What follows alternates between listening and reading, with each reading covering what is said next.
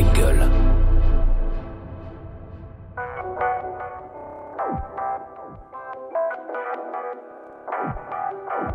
Oh shit, it's time for the featuring podcast, bro. Hey, c'est Driver, bienvenue sur le podcast featuring dans lequel je recevrai un invité spécial à chaque épisode. Rappeur, producteur, DJ, beatmaker, homme de l'ombre.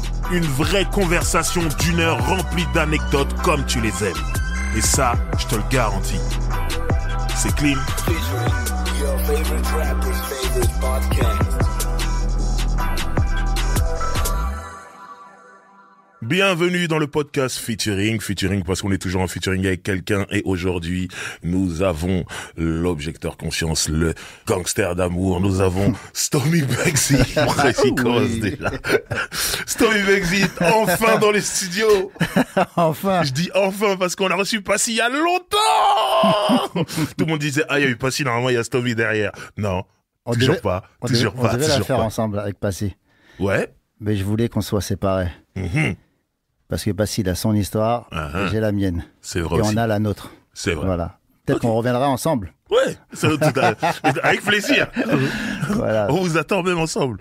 Mais bon, on va commencer par le commencement. Et ici, le commencement, c'est le jour où toi, Stomy, tu rencontres le hip-hop, le rap. Mais je sais que toi, c'est pas que le rap. T'as dû commencer par une autre discipline. Comment c'est venu? Moi, c'est le breakdance. Ok. Si tu veux... Bon, d'abord, le rap. C'est vrai que le rap avec Sugar Gang, il y a mon frère José, mon grand frère, qui s'appelle Zé, qui avait amené une cassette chez moi. Et la cassette, elle faisait jam, jam, adjubo, jam, jubbo, jubbo, jam, jam, jam, on, come on, yeah, jam, jam, adjubo. Je dis, ça groove, ça, c'est quoi ce truc-là? En plus, je sentais que je pouvais le faire. Moi, c'était pas Barry White qui chantait ou quoi, Earth, Wind and Fire. Je sentais que c'était un truc proche de la rue. Tu vois, ça sonnait, ça me parlait directement. Et donc, voilà, vite fait, ma première approche avec le hip-hop, c'était ça. Et après, comme tout le monde, l'émission hip-hop, Sydney, le break. Quand ça arrivait, voilà, ça nous a tous frappé en plein cœur. Une fois que le hip-hop est arrivé, si tu veux, c'était ma raison de vivre. Il n'y avait plus rien d'autre. Il y avait l'école, ma vie sociale. Il n'y avait plus que ça. Si tu veux, dès que j'étais au contact du break, du hip-hop, du smurf, du graffiti, avec mon grand frère Vance, qui est un des premiers graffeurs de Sarcelles, avec Dark. Mais il a changé beaucoup de noms de tag. Il s'appelait Raze, après Vance. Voilà, c'est mon grand frère. Et lui, c'est vraiment... Bon, il y avait Zé, il y a aussi Vance qui m'a mis beaucoup le pied à l'étrier. C'est lui qui a été mon mentor dans l'hip-hop. Voilà, il taguait avec Dark, avec Enrique, qui avait fait l'émission hip-hop, la finale avec Benoît, la grande finale. Donc à Sarcelles, on avait déjà des légendes. T'as assisté à une émission de Oui, j'ai hip-hop, assisté avec Africa Bambaataa. Je sais pas, je dois avoir 12 ans dans cette émission. Avec un Kawaii, un truc. Kawaii, Gambino, Afro. Ça veut dire, toi, t'avais 12 ans, t'avais déjà tout l'attirail. Je te jure. Mais c'était du falche, hein. C'est pas un vrai Kawaii. C'est pas grave, t'es fabriqué tout. Les chaussures, les Americanas, je sais même pas si c'est des vrais Americanas, ça va être des deux bandes. Mais j'ai été là-bas quand même. Mon père, il m'avait amené. Super. J'ai été là-bas, c'était au bain-douche. J'ai rencontré Africa Bambaataa, le roi de la Zulu Nation, frère. Et il y avait Solo aussi. Solo qui était un PCB, après plus tard qui est devenu Assassin, et qui était déjà un grand monsieur du hip-hop dans Paris. Et Solo, c'est lui. Tu connais la phase où quand t'es sur le dos et tu te relèves comme ça? Ouais, bien sûr. J'ai galéré pour faire cette phase. J'ai galéré, je breakais. Solo, il m'a dit, viens voir. Il m'a appris cette phase-là qui est super dure à faire en 3 minutes. Ah ouais? En 3 minutes. Bon, non, tu fais ça, tu donnes un coup. Poum, je me suis levé comme ça. Oh, la Jackie Chan. Putain. Et Solo, je me rappelle, voilà, que c'était un PCB, Paris City Breaker. C'était, pour les gens qui le savent pas, c'était dans le défi, dans hip hop. Quand c'est le jury. C'était les juges, je me rappelle. Les juges. Et tout de suite, on va voir les PCB. Et ils arrivaient. Je me rappelle. Et je me rappelle qu'on assistait à l'émission. Il y avait tellement de mecs qui parlaient sur lui. Il était détesté de fou. Les gens, Solo, il se la raconte. Solo. Après, dès qu'il est arrivé, j'ai compris pourquoi. Il avait trop de style. Elle avait trop de style, le frère. Voilà, donc j'étais j'ai fait l'émission avec Africa Bambaataa, j'ai rencontré Sydney, tous les PCB, tout ça. Et voilà, je suis tombé dedans totalement. Mais avant, d'abord, j'ai écrit une lettre Fallait écrire une lettre. Sydney, nanani, nanana, nanana. Pour pouvoir participer à l'émission? Ouais, fallait écrire une lettre, tout ça, nanana. J'ai écrit la lettre avec mon écriture flinguée, plein de fautes d'orthographe. Je crois que c'est la seule lettre que j'ai écrite dans ma vie. Après, en même temps, ça va, t'avais 12 ans. 12 ans. Après, j'ai écrit aussi une autre lettre. Ah ouais, Queen Kenzie, tu te rappelles? Ouais, la Zulu Letters. La Zulu Letters, voilà, je faisais partie de la Zulu Letters. Ah ouais, j'étais dedans aussi. T'étais dans la Zulu Nation. J'étais dans la Zulu Nation. Ok, très bien. Donc ça, c'est la danse. Tu dansais beaucoup. Ouais. Moi, je me rappelle, comme t'es de Sarcelles comme moi je me rappelle, tous les breakers de Sarcelles, ils venaient danser dans mon quartier. Ah oui, les flanades. Aux flanades, ça glisse. C'était la mecque du hip-hop. Le sol était glissant, ouais. Ça rajoutait des cartons, tout ça, machin. Donc moi, je voyais tous les mecs passer. Je voyais. Mais toi, le rap, quand est-ce que tu t'y mets, en fait? Parce que là, t'es dans la danse, tout ça. Comment tu deviens rappeur, t'écris des rimes et tout ça? Alors, laisse-moi chercher.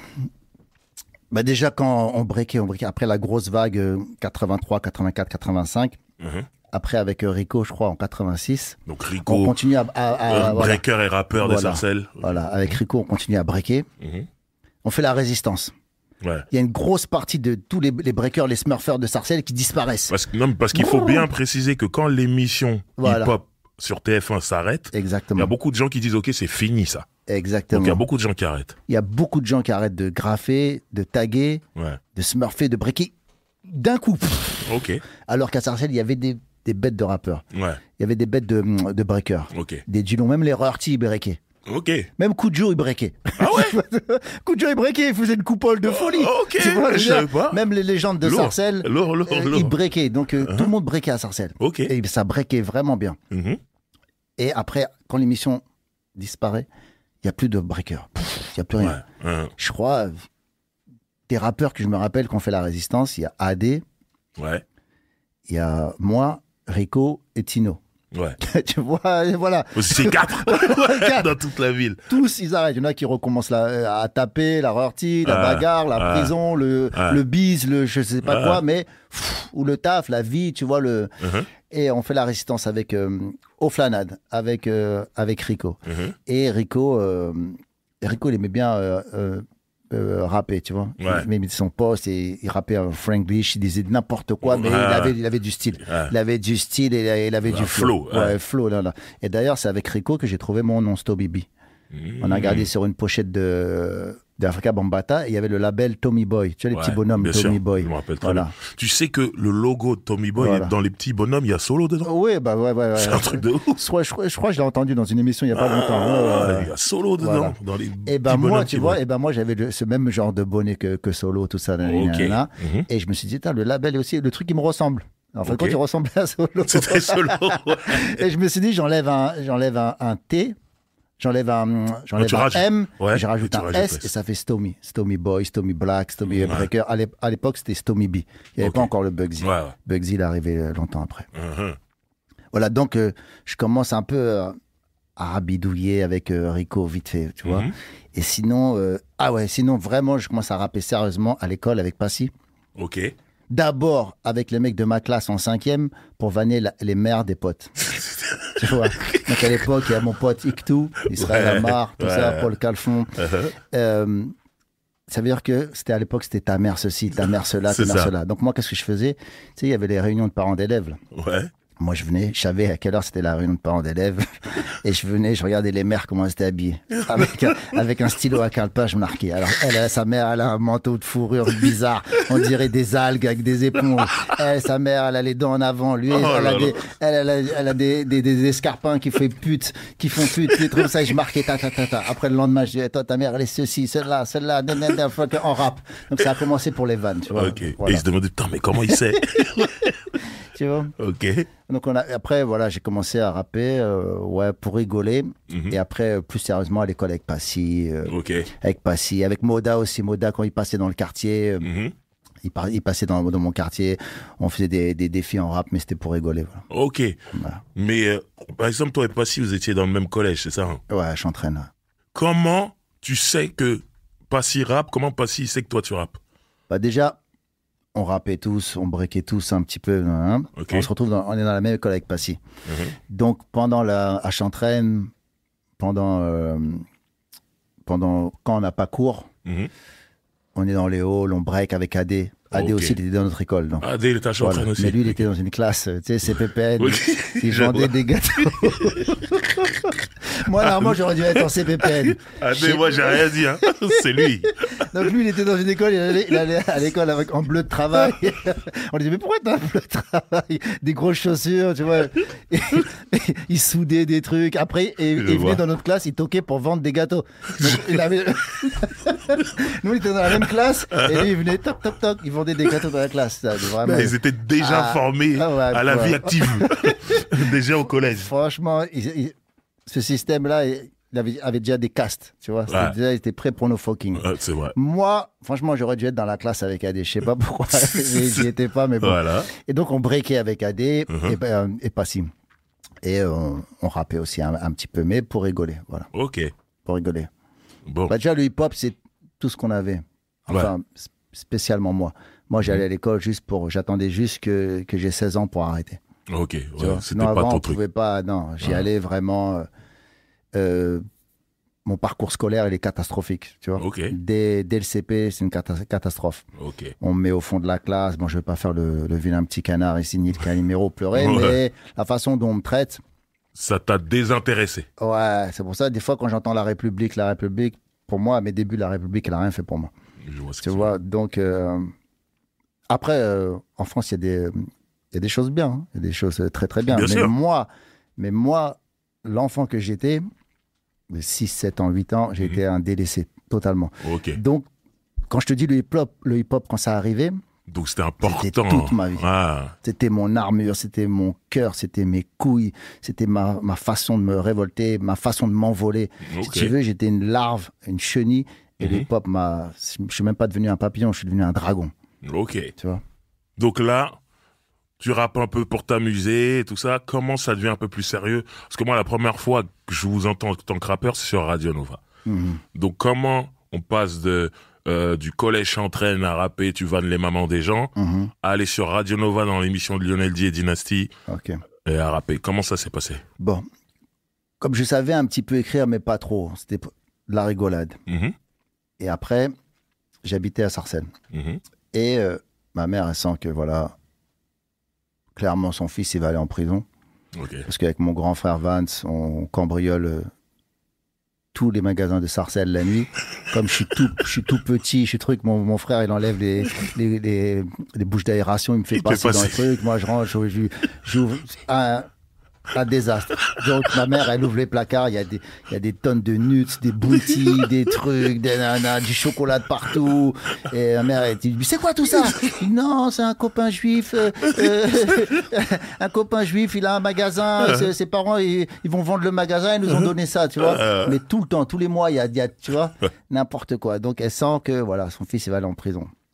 Qu'est-ce qu'elle fait? Elle décide de déménager de Sarcelles pour aller à Paris. Mais Paris où? C'est ça. Porte de la Chapelle. C'est pareil. C'est pareil, c'est même pire. Ouais. Ça peut être même pire parce que il y a des trucs qui tout est ouvert la nuit. Voilà. Il y a des trucs qu'il n'y a pas à Sarcelles qui apportent de la Chapelle. Il y a des putes, des macs, des cracks, des trucs, des magasins ouverts. Le métro. Ça, il n'y avait pas ça à Sarcelles. À Sarcelles, les magasins, c'est le couvre-feu, c'est les cités dortoirs. Après, c'est fermé, c'est fermé. 20h, c'est fermé. Voilà. À Paris, il se passe toujours des trucs. Donc, on retrouve à Porte de la Chapelle, mon frère. Au début, je suis très triste. Déjà, j'arrive dans ma nouvelle école, à Gérard Philippe. C'est dans l'école avec Papillon, là-bas. Ok. De la clinique. Voilà. Et j'arrive dans la cour de récré. Tu vois, Chantraine, à Sarcelles, en banlieue. On a des cours de récré, mais c'est magnifique, c'est géant. C'est grand, C'est grand. T'as les vergers, t'as les... Tu cours, tu vas prendre des poires, des trucs. Tu vois, à l'époque, c'était surtout Chantraine, géant. c'était vraiment dans le verger. Voilà. Tu vois, il y avait rien autour à part de la végétation. Voilà, c'était magnifique. Et j'arrive dans cette école. Mes frères, un carré de béton. Voilà, c'est la cour. Surplombé de grillage, pas d'arbres, pas d'oiseaux, rien. Pas de chat sauvage, pas de chiens. Nous, on avait les chiens errants. Il y avait les gitans et tout autour, on se rappelle. Mais c'était magnifique. J'arrive là, je me retrouve en prison. Et j'arrive, premier jour d'école, j'arrive avec une Kangol. Kangol rouge. Voilà, elle est le couché. J'arrive avec ma Kangol, clac, clac, clac. La directrice, elle arrive, elle me dit, c'est quoi cette cloche de Pâques que vous avez dans la tête?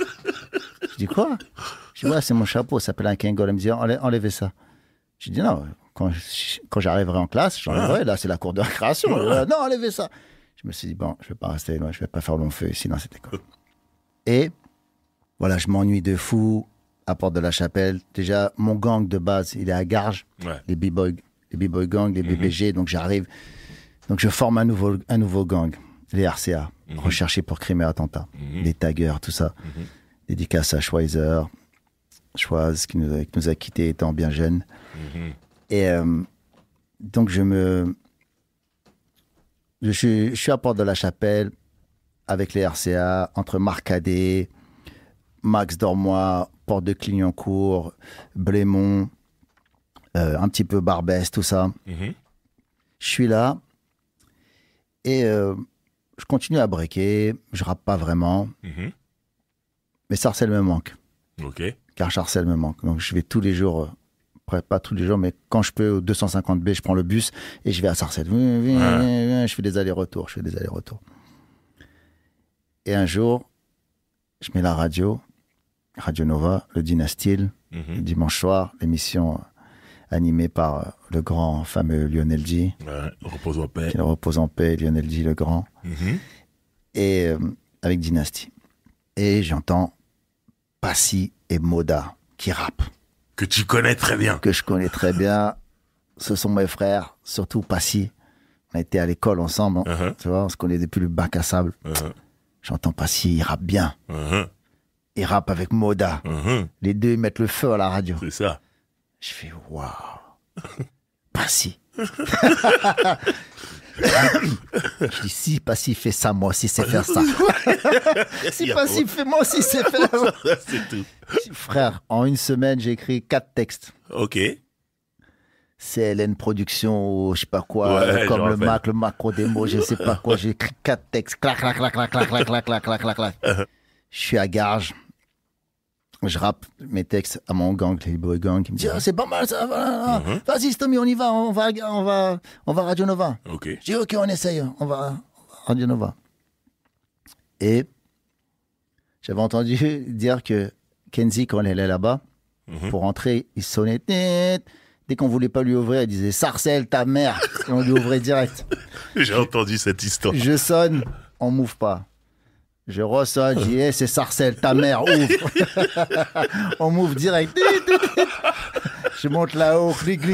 C'est comme là, j'arrive, boum. Il y a plein d'MC, il y a Lionel D, c'était la pagaille pour rapper là-bas. Fallait avoir des couilles pour prendre le micro. J'en suis sûr qu'il y a des génies du rap qui n'ont pas osé prendre le micro parce qu'il fallait t'imposer. C'est ça. Mais d'une façon respectueuse, mais parce qu'il y avait Lionel D qui pouvait te mettre à l'amende vite fait avec des rimes en improvisant sur toi. Te mettre à l'amende. Donc, il fallait faire attention. Finalement, je m'impose. Je crois que j'avais des feuilles, ça sort mes feuilles. Lionel D, il voit que j'ai la dalle. Tu vois, petit roquet. Il me laisse rapper, tout ça. Après, je commence. Boum. Tout d'abord, je vais commencer à me présenter. Je suis Best to me big, you know what I'm saying. Je viens de Sarcelles et je vais continuer sur un tempo mortel, cruel, dans toutes les décibels. Car quand je commence à rapper, je n'arrête pas d'enchaîner des raps qui vont exploser en pleine tété. Alors, t'as dit que non. Alors, j'ai la cassette tes oreilles, comme jamais. Car c'est Best to me big qui est à l'appareil. De Sarcelles jusqu'à Costa Rica. Je veux que tu entendes parler de moi. Car mes rimes sont elles sont légitimes primes. Je suis pas Mesrine, ni Al Capone. Mais mon rap pèse le poids de Mike Tyson. Tu connais. J'étais là. Voilà pourquoi je fais cette émission. Ça aurait pas été toi, Driver, j'aurais pas été là. Non, Driver, franchement, Driver, il a trop d'amour pour le hip-hop. Cette émission, je l'ai écoutée en direct. Tu sais pourquoi Rico, il habite à 5 minutes de chez moi. Il venait souvent aux Flanades. Et là, il nous a dit, ce soir, je passe sur Radio Nova, je vais tout niquer. Et je vais dédicacer les Flanades. Écoutez, donc avec mon frère, on était là toute la nuit. Et ce jour-là, t'es venu. Et nous, on savait pas qui t'étais, mais t'as dit Sarcelles, tout ça. On s'est dit, il y a un autre mec de Sarcelles en plus. Tu vois, je veux dire, nous connaissait que Passy, Moda, Rico. Exact. Ce jour-là, on s'est dit, ok, il y a un autre mec, ça s'appelle Stomy B, tout ça. On avait enregistré sur cassette, on écoutait ça tous les jours. Donc, je me rappelle encore très bien de ce texte. Excellent. Donc, voilà. Donc là, ce jour-là, en vérité, tu viens... Je rappe depuis une semaine, vraiment. Et tu viens de ton côté. T'es pas avec Passy et Moda. Non. T'es pas avec Rico, t'es venu de ton côté. Ouais, de mon côté. Ok. Ouais, avec Rico, on se voyait plus trop dans la nana. Ouais. Même si on reste des frères pour l'éternité. Ni avec Passy, on se voyait... T'étais à Porte de la Chapelle. J'étais à Porte de la Chapelle. Donc j'étais en train de faire mes armes dans le 18e. Voilà. Déjà me faire reconnaître et respecter. Parce que déjà, j'arrive de... T'as vu comment je suis galbé. À l'époque, j'étais tout mince encore, tu vois. Là, en ce moment, je pousse un peu, donc attention. on te voit dans les stories Instagram. Voilà. Donc, j'étais tout mince, j'ai 16 ans. J'arrive dans le 18e, il faut faire tes preuves. Faut bagarrer là. T'arrêtes, tu dis Stomy, ils connaissent pas. Voilà. Faut faire tes preuves, voilà. Et pourquoi je te dis ça d'abord? Non, parce que je t'ai dit. Non, je t'ai dit, t'étais à Porte de la Chapelle. Donc tu voyais moins les autres. Et ce jour-là, donc tu viens sur Radio Nova, t'es pas avec les autres. Voilà. Ok. Maintenant, qu'est-ce qui va faire que la prochaine fois que je vais t'entendre sur Radio Nova, tu seras Hammer Possi avec Ahmed Day, Passy et Moda. Exact. Et DJ Dash au platine. On va pas l'oublier. Exact, jamais. Qu'est-ce qui s'est passé entre ces deux émissions-là? Comment vous êtes réunis? Je crois qu'on parle avec Moda et Passy. Je crois soit on se voit à Sarcelles au Flanade ou soit ils sont dans l'émission. Ouais. Et Moda et Passy me disent rejoins-nous. Non, c'est impossible. Parce que l'émission en question, elle était préparée. Ça s'entendait, vous aviez bien choisi les beats, Dash et tout, machin. Non, je te parle pas. Oui, bien sûr. Ouais. Bien sûr. Non. Quand je te dis rejoins-nous, c'est que juste après... rejoins le groupe. Oui, rejoins le groupe. J'ai entendu rejoins-nous, on est à la radio. Non, rejoins le groupe. Ok. Viens, on monte le groupe ensemble, on est les Hammer Possi. Ok. Et moi, j'arrive, je dis c'est pas mal. Je dis ouais. Ok. Et je dis déjà Passy et Moda, ils déchiraient à la radio. Ouais. C'était sérieux. Et je dis avec plaisir. Je rappais pas aussi... pour moi, ils rappaient mieux que moi déjà les deux. Mais je savais que je pouvais leur apporter un truc. Ok. Et d'ailleurs, c'est pour ça qu'ils m'ont demandé. Ils sentaient que je pouvais leur apporter aussi un truc. Bien sûr. Et voilà, plus on est de fous et plus on rit. Et voilà, on a commencé à devenir sérieux. Après de Hammer Possi, on s'est appelé le ministère. Ouais. Hammer, tatati, tatata. Et après, aller chez Dash, répéter. C'est surtout grâce à Dash aussi. Ouais. Dans sa petite chambre, tu connais, à la secte. Je me rappelle. Moi, déjà, j'étais jeune, je traînais à la secte. Avec mon petite équipe, tout ça. Et on vous voyait venir pour aller répéter ce truc. Et moi, je me mettais juste à la fenêtre, j'écoutais. J'entendais des morceaux qui sont jamais sortis, frère. Je te jure. Il y avait un morceau que vous aviez fait qui s'appelle Vulgaire. Il est jamais sorti. Putain. Tu te rappelles de ça? C'était incroyable. Il y avait un morceau de Moda aussi qui s'appelait Je et les médias. Je l'ai jamais entendu. Les médias. Putain, il déchirait sa race. Mais je crois que je l'ai en cassette. Quand on avait fait la première partie à la mutualité de Too Black, Too Strong, j'ai la cassette quelque part. J'ai parlé de ce concert qu'on a reçu Passy ici. Parce que tu te rappelles que tu avais fait une dinguerie quand même ce jour-là. Ouais. Dans le morceau Burn Baby Burn de Too Black, Too Strong, ils sont en train de brûler le drapeau Quinry. Voilà. Tu vois. Et moi, j'étais dans le clip, ils brûlent le drapeau Quinry. On le brûle pas. J'ai le Quinry, c'est des menteurs. Mais non, on brûle ça. Stromy, t'es un ouf. T'es un ouf. Mais bon, moi, je veux revenir à cette période ministère amer avec Dash, tout ça. L'émission, quand vous allez sur Radio Nova, honnêtement, c'était une des émissions la plus carrée que j'ai entendue. Si tu veux, sur Radio Nova, les gens, ils allaient, Dynasty mettait de l'instru, et tout le monde rappait, tout le monde freestylait. Mais vous aviez préparé votre truc ce jour-là, et c'était un truc de ouf, vraiment. Là, moi, cette émission-là, c'était mon émission préférée, clairement. Et je me disais, putain, il y a des mecs de chez nous, ils nous représentent. Et à cette époque-là, il n'y a pas Internet, tout ça. Donc, nous, on ne connaît pas vos têtes, nous. On est plus jeunes, nous, on se dit, on connaît les morceaux par cœur. Mais on ne sait pas qui c'est. Parce que Sarcelles, c'est grand, quand même. Ouais. En plus, moi, j'étais à Garges. En plus, Garges, Porte de la Chapelle, tout ça, machin. Ouais. Mais après, moi, je regardais beaucoup les tags sur les murs aussi. Je disais, OK, Stomy B, il est avec Iktou. Exactement. Moi, Iktou, je le connaissais déjà. Parce que moi, je marchais avec ses petits cousins, tout ça, machin, Kemto, Flanade, tout ça. Et du coup, je me disais, OK, le jour où je vois un mec avec Iktou, ça doit être Stomy. Excellent. Et c'est comme ça. Je vous ai vu, vous étiez habillé en militaire. Tu te rappelles quand vous marchiez habillé en militaire? Tout le temps. Ouais, militaire. Voilà. Timberland. Exactement. C'est là que je me suis dit, OK, c'est lui. Après, on avait des gens, il y avait le cousin AD, Bosso, on le salue. Il était là en train de nous dire, voilà, lui c'est machin. Après, on dit, ok, on a commencé à mettre des têtes sur les gens. Et là, à ce moment-là, donc, vous appelez Ministère Amer. Vous allez aller tout doucement vers un disque, votre premier disque, qui va être Traître. Comment dire? Moi, je vous vois vous professionnaliser. Vous faites des répétitions aux Vignes Blanches. Exactement. Comme je l'ai dit à Passy, où vous nous faisiez payer 5 francs. Je sais qu'aux Vignes Blanches, là, qui arrivait en retard, il payait. Ah ouais? Et moi, je venais de Port-de-la-Chapelle. Oh là là. Ah, frère, j'étais prêt. Ah, du coup, t'étais à l'heure tout le temps? Oui, à l'heure. Ouais. J'ai dû prendre quelques amendes vite fait pour te montrer le sérieux à la James Brown. C'est bien. Ouais, James Brown, on rigolait. Celui-là qui arrive en retard, bim, amende. Hey, tu devais les payer. Hein. C'était 10 francs, mais 10 francs, c'était un merguez frites et une boisson à l'époque. C'était énorme à l'époque. Et je me rappelle, comme j'ai dit à Passy, Tahir, je me rappelle, il portait les grosses enceintes. Tahir, le frère d'Ahmed Day, portait des grosses enceintes et tout. Et moi, j'étais avec mon pote Kibla, tu connais très bien. Bien sûr. On payait les 5 francs. On s'asseyait, on vous regardait répéter et tout. De fou. Mais je te dis, je vous voyais en train de vous professionnaliser. Il y avait les novices du vice, c'était des danseurs. Bah ouais. À ce moment-là, ils dansaient, je me rappelle. Voilà. Et je me rappelle d'un morceau Paye tes dettes. Un grand regret qu'ils soient jamais sortis. Paye tes dettes. C'était un truc de ouf. C'était un truc de malade. Et jamais tu sors. Et donc après arrive Traître, le maxi. Et là, c'est un truc de malade pour moi et pour plein de gens de ma génération. Parce que on se dit, il y a des mecs de notre ville, Sarcelles, qu'on pensait être un monde à part en fait. Mais en même temps, nous, on était fiers de nous, mais on se disait, en haut, on ne regarde pas. Et là, on se dit, il y a des mecs qui ont sorti un disque. Ils habitent dans la même ville que nous. C'était incroyable, en fait.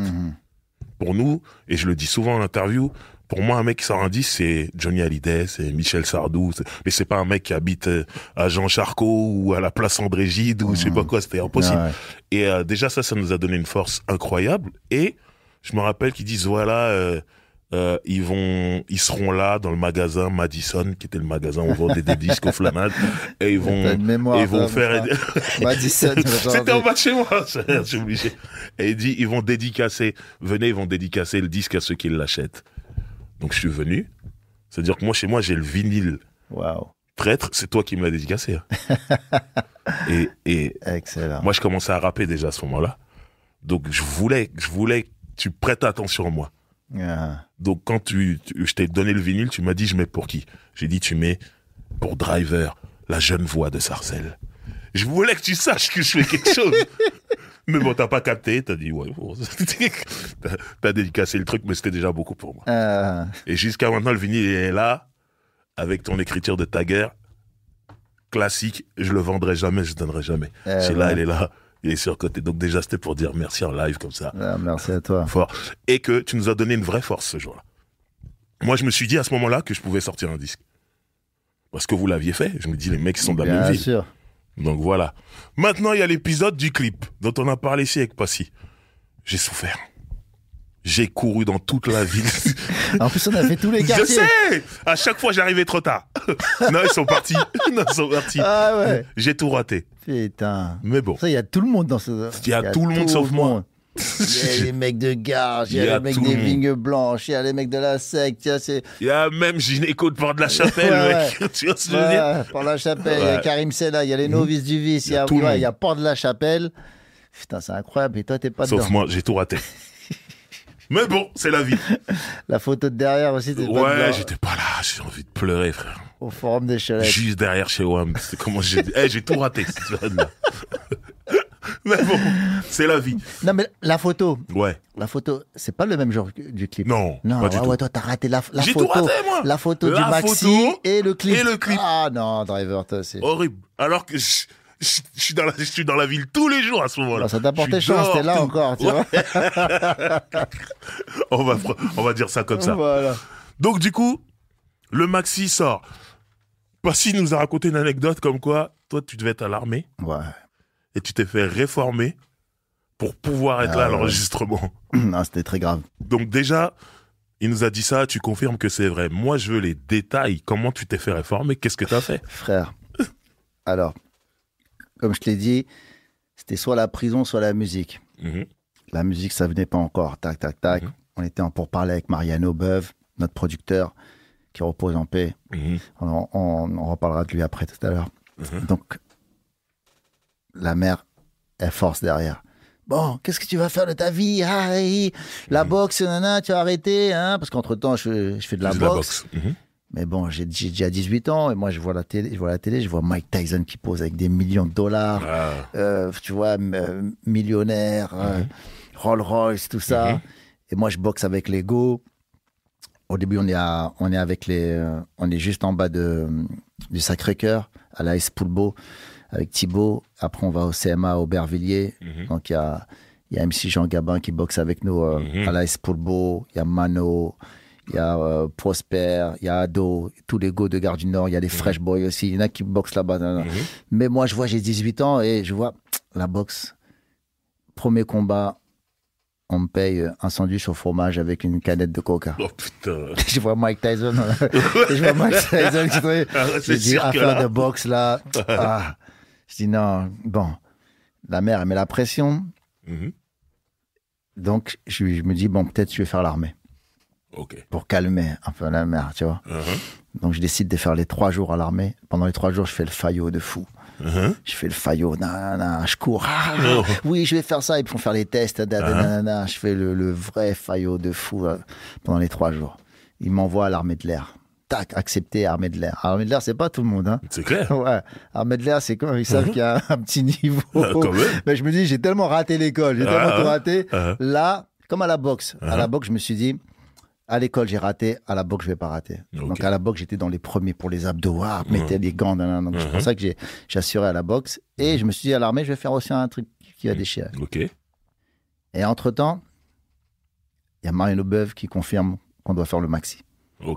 Moi, je dois déjà partir à l'armée. J'ai fait mes 3 jours, je dois partir. Donc, c'est même pas... C'est pas les 3 jours. Les 3 jours, ils sont déjà passés. Les 3 jours sont déjà passés. Là, t'es dans l'armée. Je suis dans l'armée. Je suis à Enzyme. Je suis à Enzyme, base militaire aérienne en Allemagne. Ou à côté de l'Allemagne, je crois. À côté, juste la frontière. Mais c'est l'Allemagne. Tout est écrit en allemand. Frère, j'arrive là-bas. Déjà, je dis à ma mère, oui, il y a peut-être le disque. Nanana. Elle dit, tu vas à l'armée. Moi, je réfléchis dans ma tête. Je dis, bon, j'y vais. Si jamais Passy me confirme au téléphone qu'il y a bien l'enregistrement du maxi traite, je me fais réformer direct. Je trouve une dinguerie, je me fais réformer. S'il n'y a pas, je vais continuer l'armée. Voilà. Donc j'avais le choix. J'arrive là-bas. J'arrive sans habit. J'arrive sans habit, sans rien. Prêt. J'arrive avec juste une brosse à dents. Les gens ils me regardent, ils me disent, sont où tes habits? Le colonel, je crois.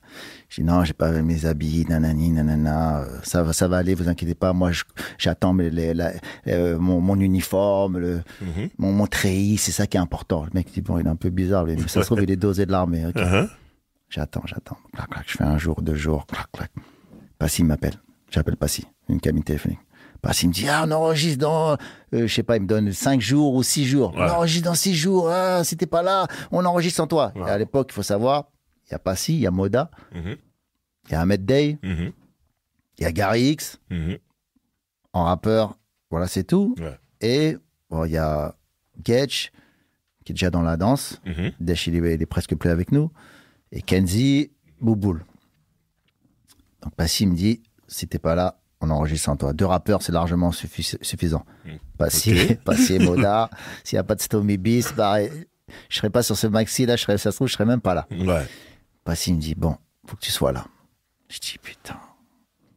J'appelle ma mère, je dis, maman, il y a l'enregistrement du disque. Ministère amer, si je suis pas là, je suis foutu, je vais pas pouvoir... Est-ce que je peux me faire réformer? Ma mère a dit, quoi que tu fasses, mon fils, je suis avec toi. C'est beau, ça. Ma mère, dès qu'elle m'a dit ça, ils m'ont appelé pour aller manger. J'ai dit, allez-y manger. Boum, je les ai rejoints. Je suis arrivé dans le réfectoire. Il y avait plein de gens. Tous ont mangé. J'ai pris tous les Renois. J'ai dit, venez, on se met ensemble. Ils m'ont dit, pourquoi? Je dis, venez, on se met ensemble, on doit être solidaires entre nous. Déjà, j'avais commencé un petit peu. Boum, je réunis tous les Renois. Ils me disent, après, il y a le commandant. Ils voient un grand réfectoire comme ça, plein de babes tout partout, et une table que de Renois. On devait être moins 6 ou 7 tu vois. Là, je vais vite, hein, mais voilà. Le commandant, il arrive, il dit, qu'est-ce que c'est que ça? Silence, il nous regarde. Il dit, c'est qui le chef? Je dis, il n'y a pas de chef. Il me dit, toi, viens ici. En répondant, il a compris que c'était toi. Il me dit, viens ici. Il parle avec moi, il me dit, ah, qu'est-ce que tu veux faire? C'est quoi? Tu veux faire une révolution ici ou quoi? Je dis, non, on est bien entre nous, on parle des Antilles, de l'Afrique, tout ça, non. Il dit, bon, toi, je t'ai à l'œil. Je dis, ok. Après, le lendemain, je dois chanter les paroles de la Marseillaise.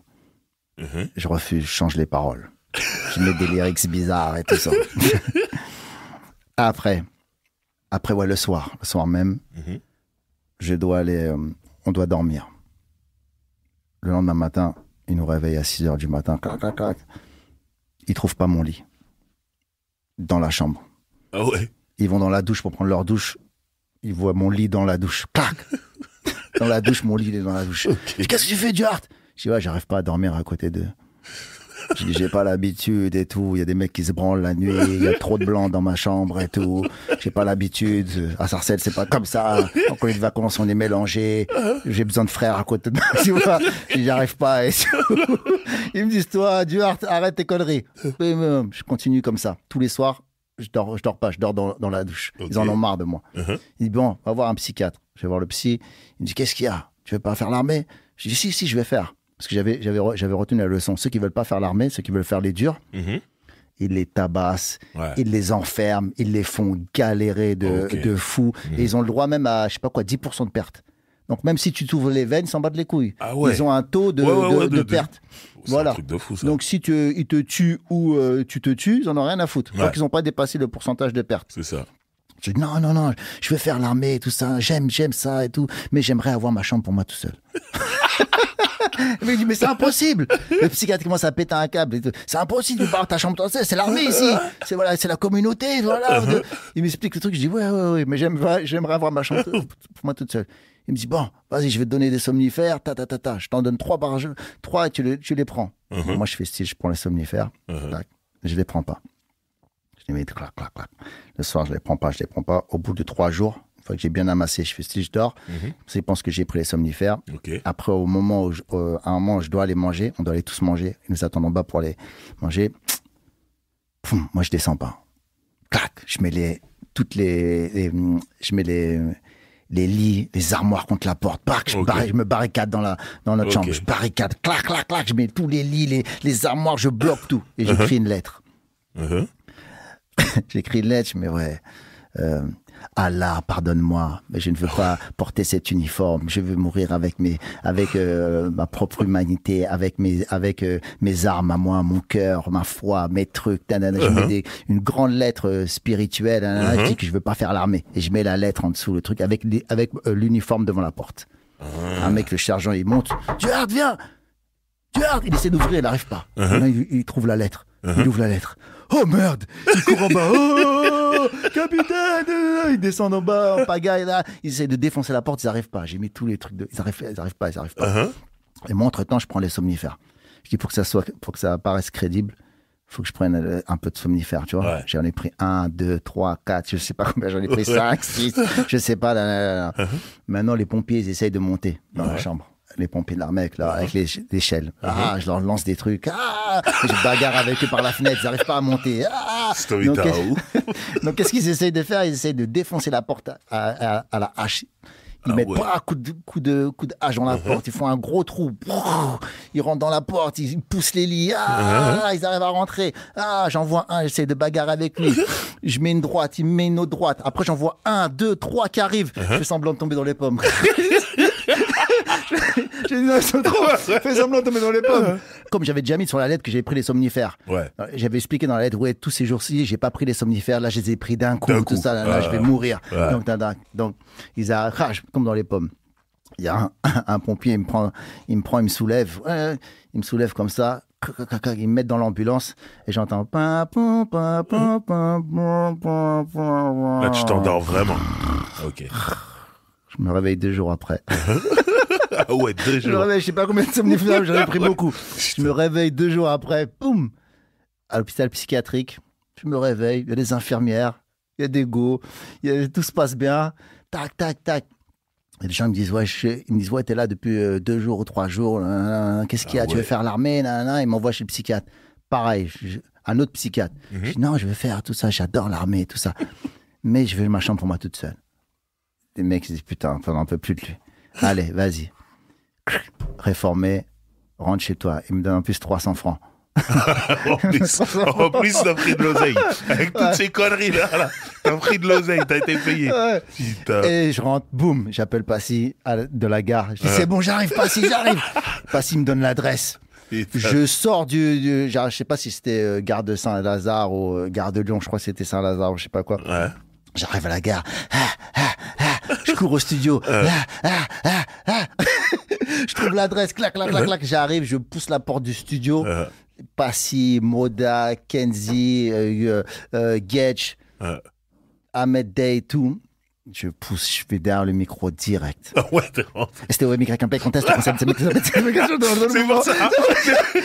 ça que de cette énergie-là, t'es ouf. Ok. Tout s'explique. Et c'est pour ça Tout que s'explique. je cours même plus vite que la Tu viens de loin. Tu viens de loin. J'ai vu la mort, j'ai vu la bagarre, j'ai vu. En plus, on était en pleine période fight the power, tu vois. Ouais. J'ai vu le racisme à l'armée, j'ai tout vu là-bas. Ouais. Tu vois, en quelques jours. Mais voilà, et c'est pour ça. Et sinon, j'aurais pas été là. Ça veut dire que si j'aurais pas fait tout ça, je serais même pas là. C'est vrai. Je trouve. Parce que Traite, ce maxi-là. Ouais. C'était le début de tout. Ouais. Et il y en a plein qui me le disent. Il y en a plein des compères des autres rappeurs, tu vois. Il y en a plein qui me disent ouais, ce maxi, quand il est arrivé, ça a tout changé pour eux dans le rap français. Mais ça avait rien à voir avec tout ce qui se faisait déjà. Donc c'était ouf. Tu vois, comme on a déjà reçu Passy ici, on a parlé de Ministère Amer avec lui, il y a des trucs, je veux pas faire des doublons, notamment quand Moda n'est plus dans le groupe, tout ça, on en a déjà parlé avec lui. Donc on va pas spécialement en parler aujourd'hui, on va passer directement à l'album. Pourquoi tant de haine? Et à l'heure, c'est quand même dommage, hein, Moda. Ouais. Qu'il soit parti. Moi, je vais en parler. Exprime-toi. Je vais en parler parce que Moda, c'était mon gars. C'était notre gars et tout. Il avait un putain de talent. Une voix. C'était un putain de rappeur. Et quand il est parti avec Jimmy J et tout ça, pour moi, c'est comme s'il s'était désarcélisé. Qu'il avait perdu un peu ce côté sarcelle. Trop Paris. Trop les sages poètes de la rue, tu vois. Il avait perdu son identité. Pour moi, s'il serait resté avec nous, ça aurait été un grand du rap français.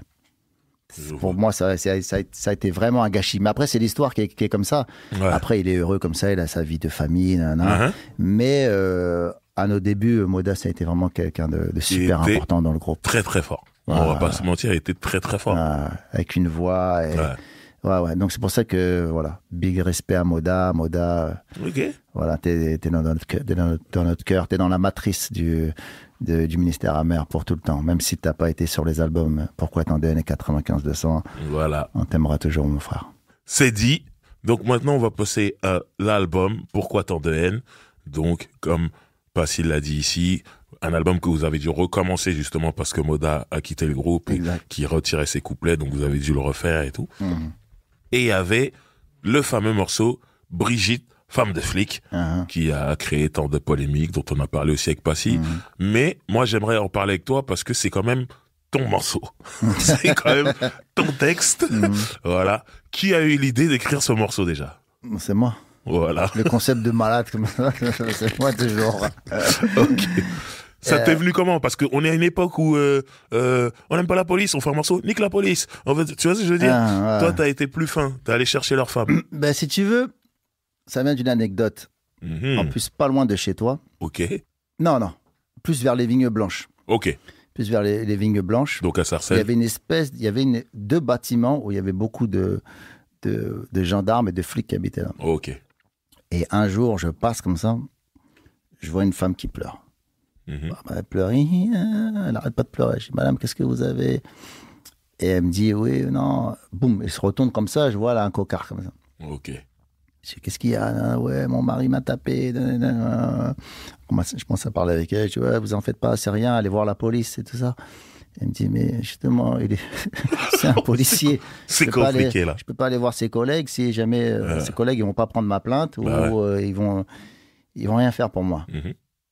Je commence à lui parler. Et je vois que elle et moi, le courant, il passe bien. Mais vraiment bien.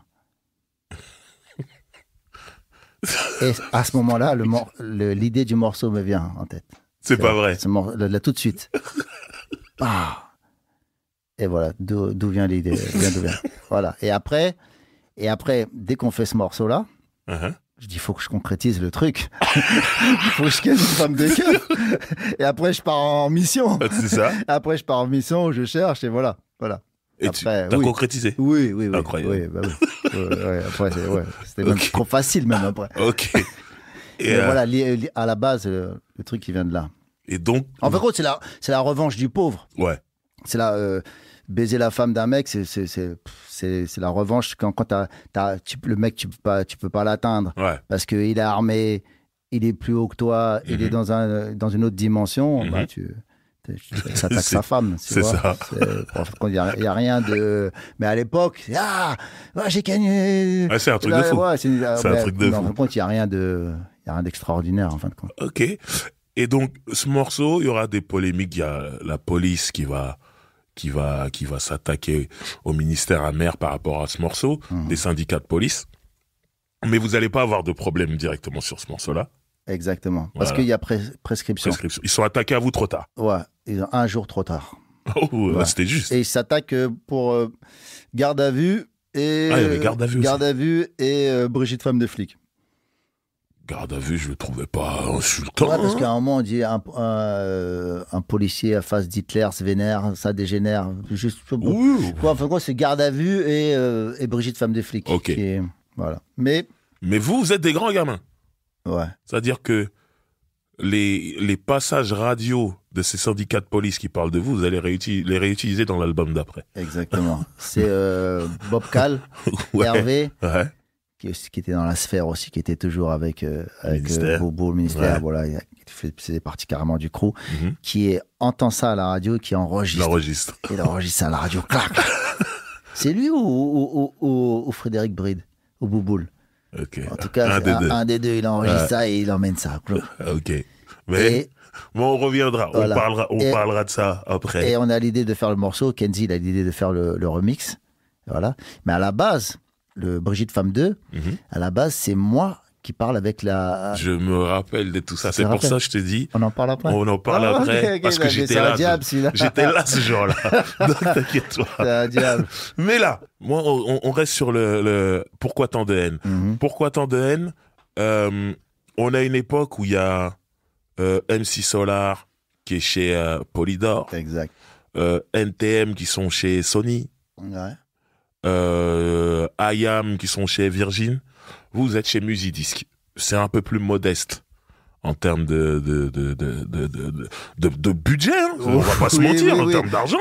Il y a presque pas d'argent. Il y a rien presque. Et ça se ressentait dans le mix. C'est-à-dire quand j'écoutais l'album, je me dis j'adore. C'est un des albums de rap français que j'ai le plus écouté. Moi j'aimais. Parce que moi Sarcelles tout ça. Donc j'étais quoi qu'il arrive j'écoutais. Mais je me disais quand même. Avec un meilleur mix. C'est clair, c'est un fouillis. Voilà. Sans vraiment comparaison, parce que à ce moment-là, vous savez pas vraiment comment ça se passe ailleurs. Bien sûr. Mais aujourd'hui, que tu as une carrière en dehors de Musidisc, est-ce que tu te rends compte que il y avait vraiment pas de budget sur cet album-là? Si tu veux, ça fait partie du charme du truc. Bien sûr. S'il y avait du budget, vous auriez fait autre chose. On n'aurait peut-être pas fait 95-200. On n'aurait pas savouré après, en 96, quand on signe dans les majors, on découvre les budgets, les clips, des blancs qui viennent te voir. Alors, tu veux quel costume? Tu veux un cigare sur ça?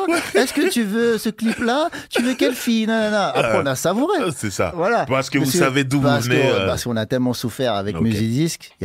C'est pour ça qu'il n'y a pas de clip sur les deux albums. C'est vrai. C'est incroyable quand même. Il n'y a pas de clip. 0 clip. Le seul clip qu'on a, c'est grâce à Olivier Cachin. C'est Rapline, c'est vrai. C'est ouf. Voilà, donc non, quand je réécoute des morceaux de Pourquoi tant de haine, j'entends que c'est pas mixé, c'est brouillon, tout ça, mais ça fait partie de l'histoire, du charme, il y a le charme. Voilà. Ok. Donc c'est un album qui vous donne un respect dans le milieu, mais c'est pas un album qui vous rapporte de l'argent. C'est pas un album qui a un succès commercial. Non. Voilà. Donc là, on arrive au deuxième album. 95200. Où là, je trouve que même si on n'a pas encore un mix de super major, c'est mieux déjà. Bien sûr. C'est beaucoup mieux. Et tout est mieux de toute façon. L'autre, on l'a fait en 2 semaines, Pourquoi tant de haine. Ok. Avec Passy. Ouais. On l'a fait en 2 semaines. On écrivait les couplets. À l'époque, j'avais une meuf dans le 12e, dans le 20e. Linda, en tout cas, grosse dédicace. On l'a écrit chez elle. Tu vois, l'album. Et après, Kenzie et Getch et Bouboule sont revenus à la rescousse. Parce que ils étaient plus dans le groupe parce qu'ils s'étaient embrouillés avec Moda. Ok. Parce que Moda et Kenzie. Ça marchait pas. Ouais, ça marchait pas, ça fonctionnait pas. Voilà. Ok. Comme deux noirs à lunettes dans le même groupe. Ça fonctionne jamais. Il y a de la place pour un seul intello. C'est ça. Tout. Voilà. Mais, donc on l'a fait en 2 semaines, tu vois. Et après, c'est pour ça qu'au début, il y a des prods prisonnier de la monnaie, président, le morceau. Ça, c'est Desh. Et après, Getch, quand il vient, il fait le morceau Garde à vue, il fait Damné de la terre, Brigitte femme de flic, tu vois. Donc il y a la touche aussi après de Getch et de Kenzie et Bouboule, tout ça, de la secte. Ok. Voilà. Donc 2 semaines celui-là. Enfin. Vous avez mis combien de temps pour faire le deuxième 95200 du coup? Dans Pourquoi dans 95200 déjà, notre producteur Mariano, là il a des studios. Ok. Il y a des studios à Saint-Lazare, à Black Door. Black Door. Ouais. Enfin, vous avez appelé ça Black Door, mais à l'époque c'était Hades. Ouais, je me souviens. Les studios Hades. Je me souviens. Voilà. Et donc, on peut un peu maqueter déjà, tu vois. Donc on a le temps de maqueter, de prendre notre temps. Et Getch, il a déjà plus de matos. Il commence à s'y connaître. Mariano s'y connaît un peu plus, même malgré qu'il soit déjà... Il était déjà à la pointe de... Pour nous, il était déjà à la pointe de tout. Tu vois, Mariano. Ok. Mariano, un personnage extraordinaire avec ses locks. J'avoue qu'il avait il achetait une nouvelle, un truc de technologie qui disait tu vois pas le niveau là regarde Babyface, il a ça. Teddy Riley là. Mariano, c'était un producteur incroyable. Il nous a fait gaulerie. Et donc là, on peut parler de cet épisode Brigitte Femme 2. Donc, la deuxième partie de Brigitte Femme de flic, où la version qui est sur l'album n'est pas la première version qui a été enregistrée. Exact. Et il se trouve que la première version, quand tu l'as enregistrée, j'étais là. Eh ben... Qu'est-ce que tu faisais à Je suis venu traîner la nuit. À l'époque où il n'y avait pas de bus de nuit, pas de Uber, tout ça. T'es coincé dans Paris, tout ça. Driver était partout, mon frère. Et j'étais plié de rire. Ça veut dire que cette version-là, tu reprenais le téléphone sonne de Claude François, en fait. Exactement. Et Claude François, il a une conversation avec une femme au téléphone. Avec une petite fille. Voilà. Et toi, t'étais en conversation avec un enfant. Qui était le fils du flic. Voilà. Et j'appelais, je disais, allô, est-ce que ta mère est avec toi? Non, elle n'est pas là. Mais dis-lui, c'est Stomy. Tu vois, c'est le téléphone pleure. Et on reprend le classique de Claude François. Et après, l'enfant dit, Stomy? Ah, le monsieur tout noir qui était dans le lit avec maman? Oui, c'est moi. Tu sais, mon papa, il est très méchant avec ma maman. Hein. Tu sais, il la tape depuis qu'il sait qu'elle t'a vu et tout ça. Après, les femmes de commissaire. Exactement. Le refrain vient de là. Voilà. Le téléphone, ça pleure quand tu ne... Voilà. C'est une reprise de Claude François. Et l'idée vient de Kenzie. Ok, je ne suis pas étonné. Et par contre, pourquoi elle n'est jamais sortie cette version? Pour que c'était trop? Je crois que je faisais l'enfant. Ouais, mais si, c'était ta voix. Je faisais l'enfant et Stomy. Ouais. Donc elle était bien. Hein. Elle était bien. C'était autre chose. Je trouve que c'était même Moi, je pense que c'était même mieux. Ouais, ça piquait encore plus. C'était encore mieux, parce que l'enfant, je le faisais bien. Dans le ministère amer, souvent, je fais des voix de filles. Ma voix aiguë, tout ça. Donc, ouais, elle était bien. Je me suis dit peut-être que c'était pour pas avoir de problème avec Claude François. Non. Ah, peut-être. Peut-être ça aurait été trop grillé. Peut-être aussi, je me disais. On n'aurait pas eu de problème avec Claude François, il était mort déjà. Non, mais ses héritiers. Les héritiers, les éditeurs et tout ça. C'est clair, peut-être. Mais comment ça s'appelle Elle est où cette version, tu l'as pas? Non, moi je l'ai pas. Hein. Il y a des trucs qui se... Non, mais ce genre-là, il y avait plein de trucs. Il y avait justement Doc Gynéco qui était venu reposer son couplet d'Autopsie. Exact. Donc j'aimerais qu'on parle un peu de Doc Gynéco. Bien sûr. Que nous, tu nous ramènes de temps en temps à Sarcelles. Tu te dis, c'est mon pote Bruno de Porte-la-Chapelle. Donc c'était d'abord Bruno, et un jour c'est devenu Doc Gynéco. La légende dit que c'est toi qui lui as donné ce nom. Est-ce que c'est vrai? Je sais pas. Je m'en rappelle pas. Peut-être. Peut-être, mais non, mais je crois que ça vient de... Non, je pense que ça vient de lui. C'est vrai que j'ai trouvé pas mal de surnoms à des artistes, comme Goldfinger, c'est moi qui ai trouvé son nom, tout ça. Mais avec Bruno, non, je sais pas. Mais en tout cas, Bruno, c'était mon petit frère. C'est-à-dire quand on se rencontre à Porte de la Chapelle, je crois en 89 ou 88, et je vois le gars, il marche sur le côté, il met des costumes bizarres, mais je sens un truc chez lui, tu vois. Et je le prends sous mon aile. Ça devient mon petit frère. Et plein de gens du 10e, ils ont la rage. Pourquoi tu traînes avec lui? C'est un bouffon. Je me rappelle. Et moi, je dis, je l'aime bien. Il a une bonne vibes. Avec lui, je me sens bien. Et avec Bruno, il a cette force, cette capacité, c'est que quand tu es avec lui, il te fait passer toujours des bons moments. C'est quelqu'un qui t'apaise dans la vie et il a un rire. C'est son rire communicatif. Il adore marcher la nuit dans Paris. Bruno, c'est un mec pisse. Mais quand il s'énerve aussi, ça peut je l'ai déjà vu. Voilà. Je l'ai vu. Donc, il faut se méfier de l'eau qui dort. Et donc, avec Bruno, je me sentais bien, tu vois. Et moi, comme j'étais une petite teigne, peut-être qu'il me... Tu vois, c'était le yin et le yang. Il canalisait un peu aussi. Ouais, peut-être. Et... mais des fois, c'est moi qui le canalise, parce que quand il part après en sucette, pour l'arrêter... Et donc, je l'amène avec moi partout. Partout, ça devient mon petit frère. Et voilà, je l'amène à Sarcelles partout avec moi. Et lui, je sais qu'il rappe de temps en temps. Mais timidement de son côté, tu vois. Il veut pas vraiment montrer qu'il rappe, mais il rappe de temps en temps. Et moi, quand je vais faire des petites maquettes à gauche, à droite, des fois, je vais à Garges et je fais des maquettes chez un mec qui s'appelle Hervé, je crois. Et je dis, vas-y, Bruno, pose. Et il écrit un truc vite fait sur le côté, clac, clac, clac, et il pose et ça tue.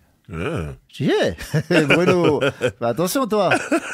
Attention, tu rappes bien. Ta voix, elle est claire comme de l'eau de roche. Et tu rappes bien, mon frère. Et on commence à pousser le concept. Et lui, il écrit un petit peu de son côté, et sur Autopsie, on dit, vas-y, pose. Je me rappelle, Getch aussi avait beaucoup insisté pour qu'il pose. Getch aussi, vas-y, Gynéco, pose. Moi, je dis, vas-y, pose. Et il pose et il fracasse le truc. Il a fait un couplet d'anthologie. Il fracasse le truc. C'était un truc de ouf. Magnifique, son premier couplet. Et là, c'était évident que le mec allait devenir monsieur première consultation, 1 million d'albums vendus. C'était évident. Et après, à partir de là, avec Mariano, moi et tous les mecs qui gravitent autour, de Kenzie, Apassi, mais vraiment plus Mariano, Beuve et moi et Gynéco. Et on commence à délirer sur le concept Doc Gynéco. Et on regarde les lecteurs de la musique. Et on regarde nos ministères amers, on est dans le fond du cul, on voit IAM, ceci, cela, Solar. On voit les gens qui ont des clips vidéo, lève les mains, tac, Alliance ethnique, on voit c'est la fête au slip, tout le monde signe, les maisons de disques, elles n'arrêtent pas de signer, nous on est dans le fond du cul, à Porte de la Chapelle, dans la misère. Et on commence à rêver avec Bruno. On dit, Bruno, toi tu vas être le cheval de Troie du ministère amer. Tu vas rentrer dans l'industrie pour tout niquer. Et Bruno, je dis, voilà, toi, tu seras comme ça, Bruno. Ouais, je vais faire ça, je vais faire ci. Et il invente le concept de Doc Gynéco, mais sans vraiment l'inventer, parce que c'est lui déjà. Tu vois? Bruno, il est comme ça. Il Comme lèche. Et voilà, il Il lèche. lèche. Que ça pue ou pas, il lèche. Il dit, Bruno, vas-y, la lèche pas, elle pue la meuf. Je m'en fous. il va. Franchement, dans sa chambre, là, j'ai vu des trucs, des odeurs, des trucs. Une fois, j'ai pris même un matelas, je l'ai jeté par la fenêtre, tellement le matelas. Bruno, il lèche. Donc, quand il dit le Ghostbook, il lèche, là, Il ment c'est pas. vrai. Donc, voilà. Bruno, c'est un personnage. Un jour, on était à Châtelet. Il y a toi, Bruno, il y avait les ODS et moi. Il se baladait dans Châtelet avec un livre, enfin un magazine porno dans sa poche arrière de son 501.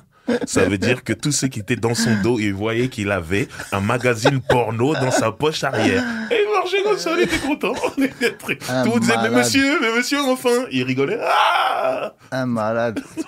pourquoi il est comme ça? Ah non, Bruno, magnifique. Non, mais... Ok, j'aimerais qu'on revienne encore un petit peu C'est le Frankenstein, ouais, Bruno, du ministère amer. Ok. C'est notre monstre. Ouais. Voilà, c'est le monstre sacré, voilà.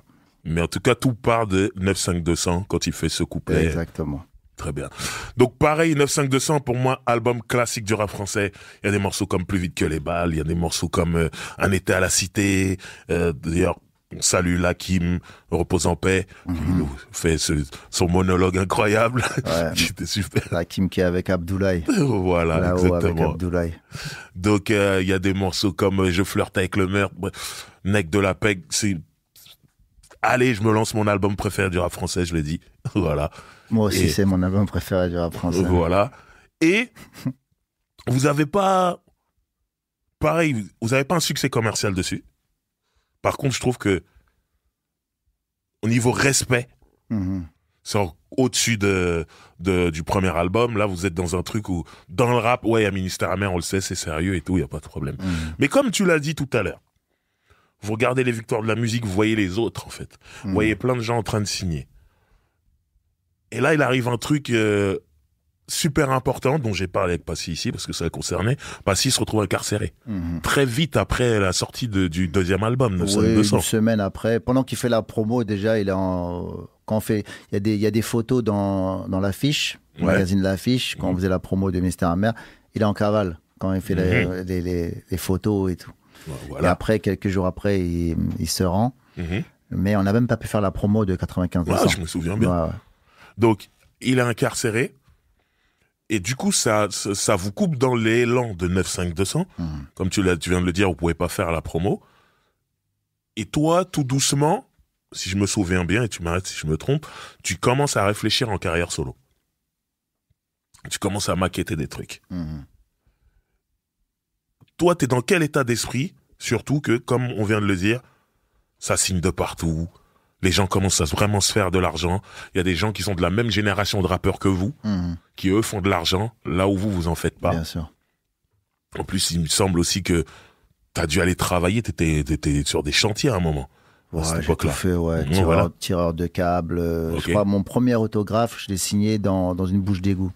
C'est-à-dire Ah quand ouais. mon premier enfant, Bilal, est né, Mhm, en 92, mhm. je crois qu'il y avait déjà Pourquoi tant de haine. Ouais. Ouais, il y avait déjà Pourquoi tant de haine, il est sorti en 91, 92, je crois. Mhm.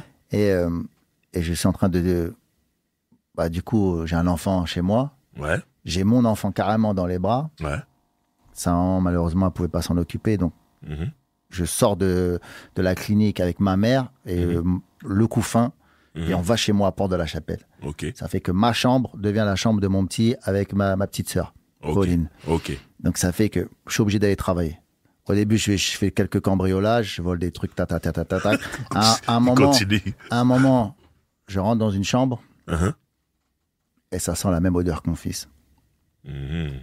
Il y a des produits, c'est les mêmes produits, tu vois, le Ouais. Mixa bébé, des produits de Ouais. bébé. Je rentre dans l'appartement, ça sent mon gosse. Mhm. Et j'allume la lumière et je vois c'est une chambre d'enfant. Je dis vas-y, laisse tomber. Ouais. J'arrête ces conneries, c'est pas pour moi. Boum, je vais à la NPE, je vais chercher un travail. Ok.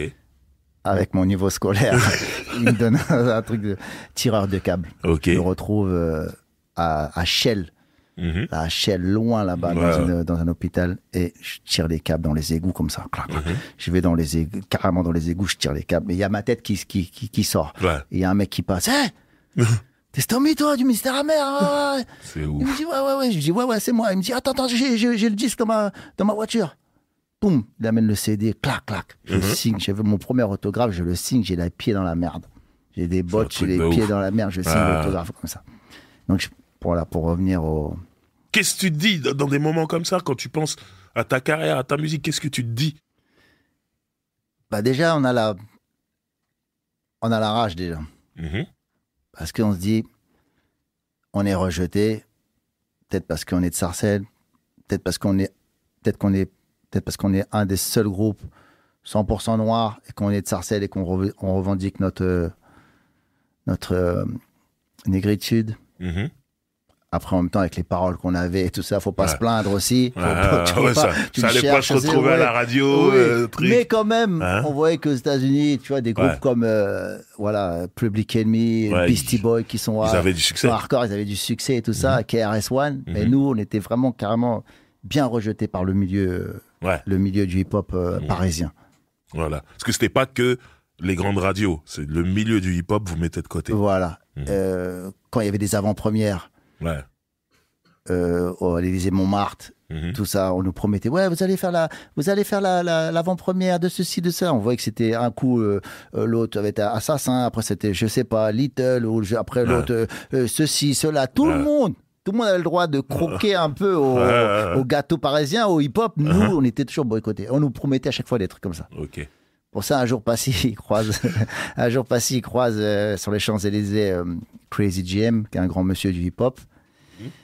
Et il dit, mais voilà, un jour, on va voir un concert et on devait faire la première partie. Et les IZB nous disent, non, il n'y a pas de première partie, nanana, vous inquiétez pas, il n'y a pas de première partie. On va voir le concert, on voit une première partie. Je ne me rappelle pas c'était quel groupe, je ne sais pas. On est vénère. À chaque fois, il nous la faisait. Passy croise Crazy GM dans le truc, il attrape sur les Champs-Élysées, boum, patate. Boum, boum. J'ai entendu cette histoire. Ouais. Après, je dis, Passy, fais pas ça. Qu'on contrôle tes nerfs, tu vois. Là. Tu vois, il fallait pas le frapper. C'est un grand monsieur du hip-hop et c'était pas vraiment de sa faute, en fin de compte. C'était pas lui vraiment qui décidait. Mais bon. Ça arrive, les dérapages. Voilà. Très bien. Maintenant, il y a cet épisode de La Haine, le film. Il y a Solo qui doit gérer la bande originale du film. Exactement. Il vous contacte, il va un morceau. À ce moment-là, Passy vient de sortir de prison aussi. Il est là. Et ça donne Sacrifice de poulet. C'est un morceau solo de toi. Il y a Ahmed Day dans le refrain qui fait le refrain. Ahmed Day, Kenzie. Et il y a Kenzie aussi dans le refrain. Dans le refrain aussi, ouais. Et il y a... Kenzie même dans Je flirte avec le maire. Oui, on l'entend ici. Mais il y a une phrase de Passy, même le temps est mystique. Mec, le temps est mystique. Quand il dit ça, tu sais, c'est un truc... il est sorti. Tu vois ce que je veux dire? On dirait, il est dehors. Mec, le temps est mystique. Mais, ce morceau, cette fois-ci, vous allez vous faire attaquer par toujours des syndicats de police, mais cette fois-ci, il n'y aura pas de prescription. Ils vont s'y prendre au bon moment. Et là, de ce que j'ai lu, là, ça devient compliqué. Vous prenez une amende. Et toi, personnellement, les conséquences de toute cette histoire de ce tribunal, elles sont très graves pour toi. Ouais. Vous faites expulser de votre bâtiment à Port-la-Chapelle. Ouais. Tu peux raconter un peu cet épisode, cette période? Bah, après cette plainte, il y a de la presse. La presse néfaste. Genre la secte Abdoulaye, les dealers de drogue, sacrifice de poulet, plein de mauvaises presse. Et moi, mon gardien, déjà, il s'appelait Monsieur Bertin. C'était un enfoiré. Il était toujours sur mes côtes. Moi, j'allais dans mes caves, j'amenais des go dans les caves, je traînais avec les novices du vice. Tu vois, moi, mon immeuble, le parking, le parking et les caves, je croyais que c'était à moi, comme à Sarcelles. À Sarcelles, avec Kiktou, on avait des maisons, tu vois. On avait des appartements, tu vois, on ouvrait. Donc, et moi, à Port-de-la-Chapelle, j'ai voulu refaire le même système que j'avais à Sarcelles. Donc, les caves, genre les caves aménagées, des lits, des télés. Je vois. Et donc, il avait la rage contre moi. Mais maintenant, avec du recul, je comprends pourquoi il avait la rage contre moi. À l'époque, j'étais énervé contre lui. J'ai dit, fou celui-là. Si j'ai envie de faire une chambre dans ma cave, j'ai le droit. Donc, il a la rage contre moi. Donc, il trouve ces trucs dans la presse, François, tout ça, toutes ces attaques, il envoie au syndicat de l'immeuble. Okay. Et il envoie des lettres, il dit oui, cet enfant est très dangereux pour la communauté, pour l'immeuble, donc il envoie plein de lettres. Donc finalement, ma mère a reçu une lettre, on est expulsé. À cette époque, il y a mon fils, il a, je sais pas, 3 ans, un truc comme ça, expulsé. Un vrai galère. Ma petite sœur, tout ça. C'est chaud. Vous allez où, du coup? Du coup, la mère, elle arrive à retrouver un autre logement à Saint-Ouen. Ok. Voilà. On va à Saint-Ouen. C'est pour ça que mon fils, sur son Instagram, c'est Sonoff93. Voilà. Et lui, il a grandi à Saint-Ouen. Voilà. Bah oui.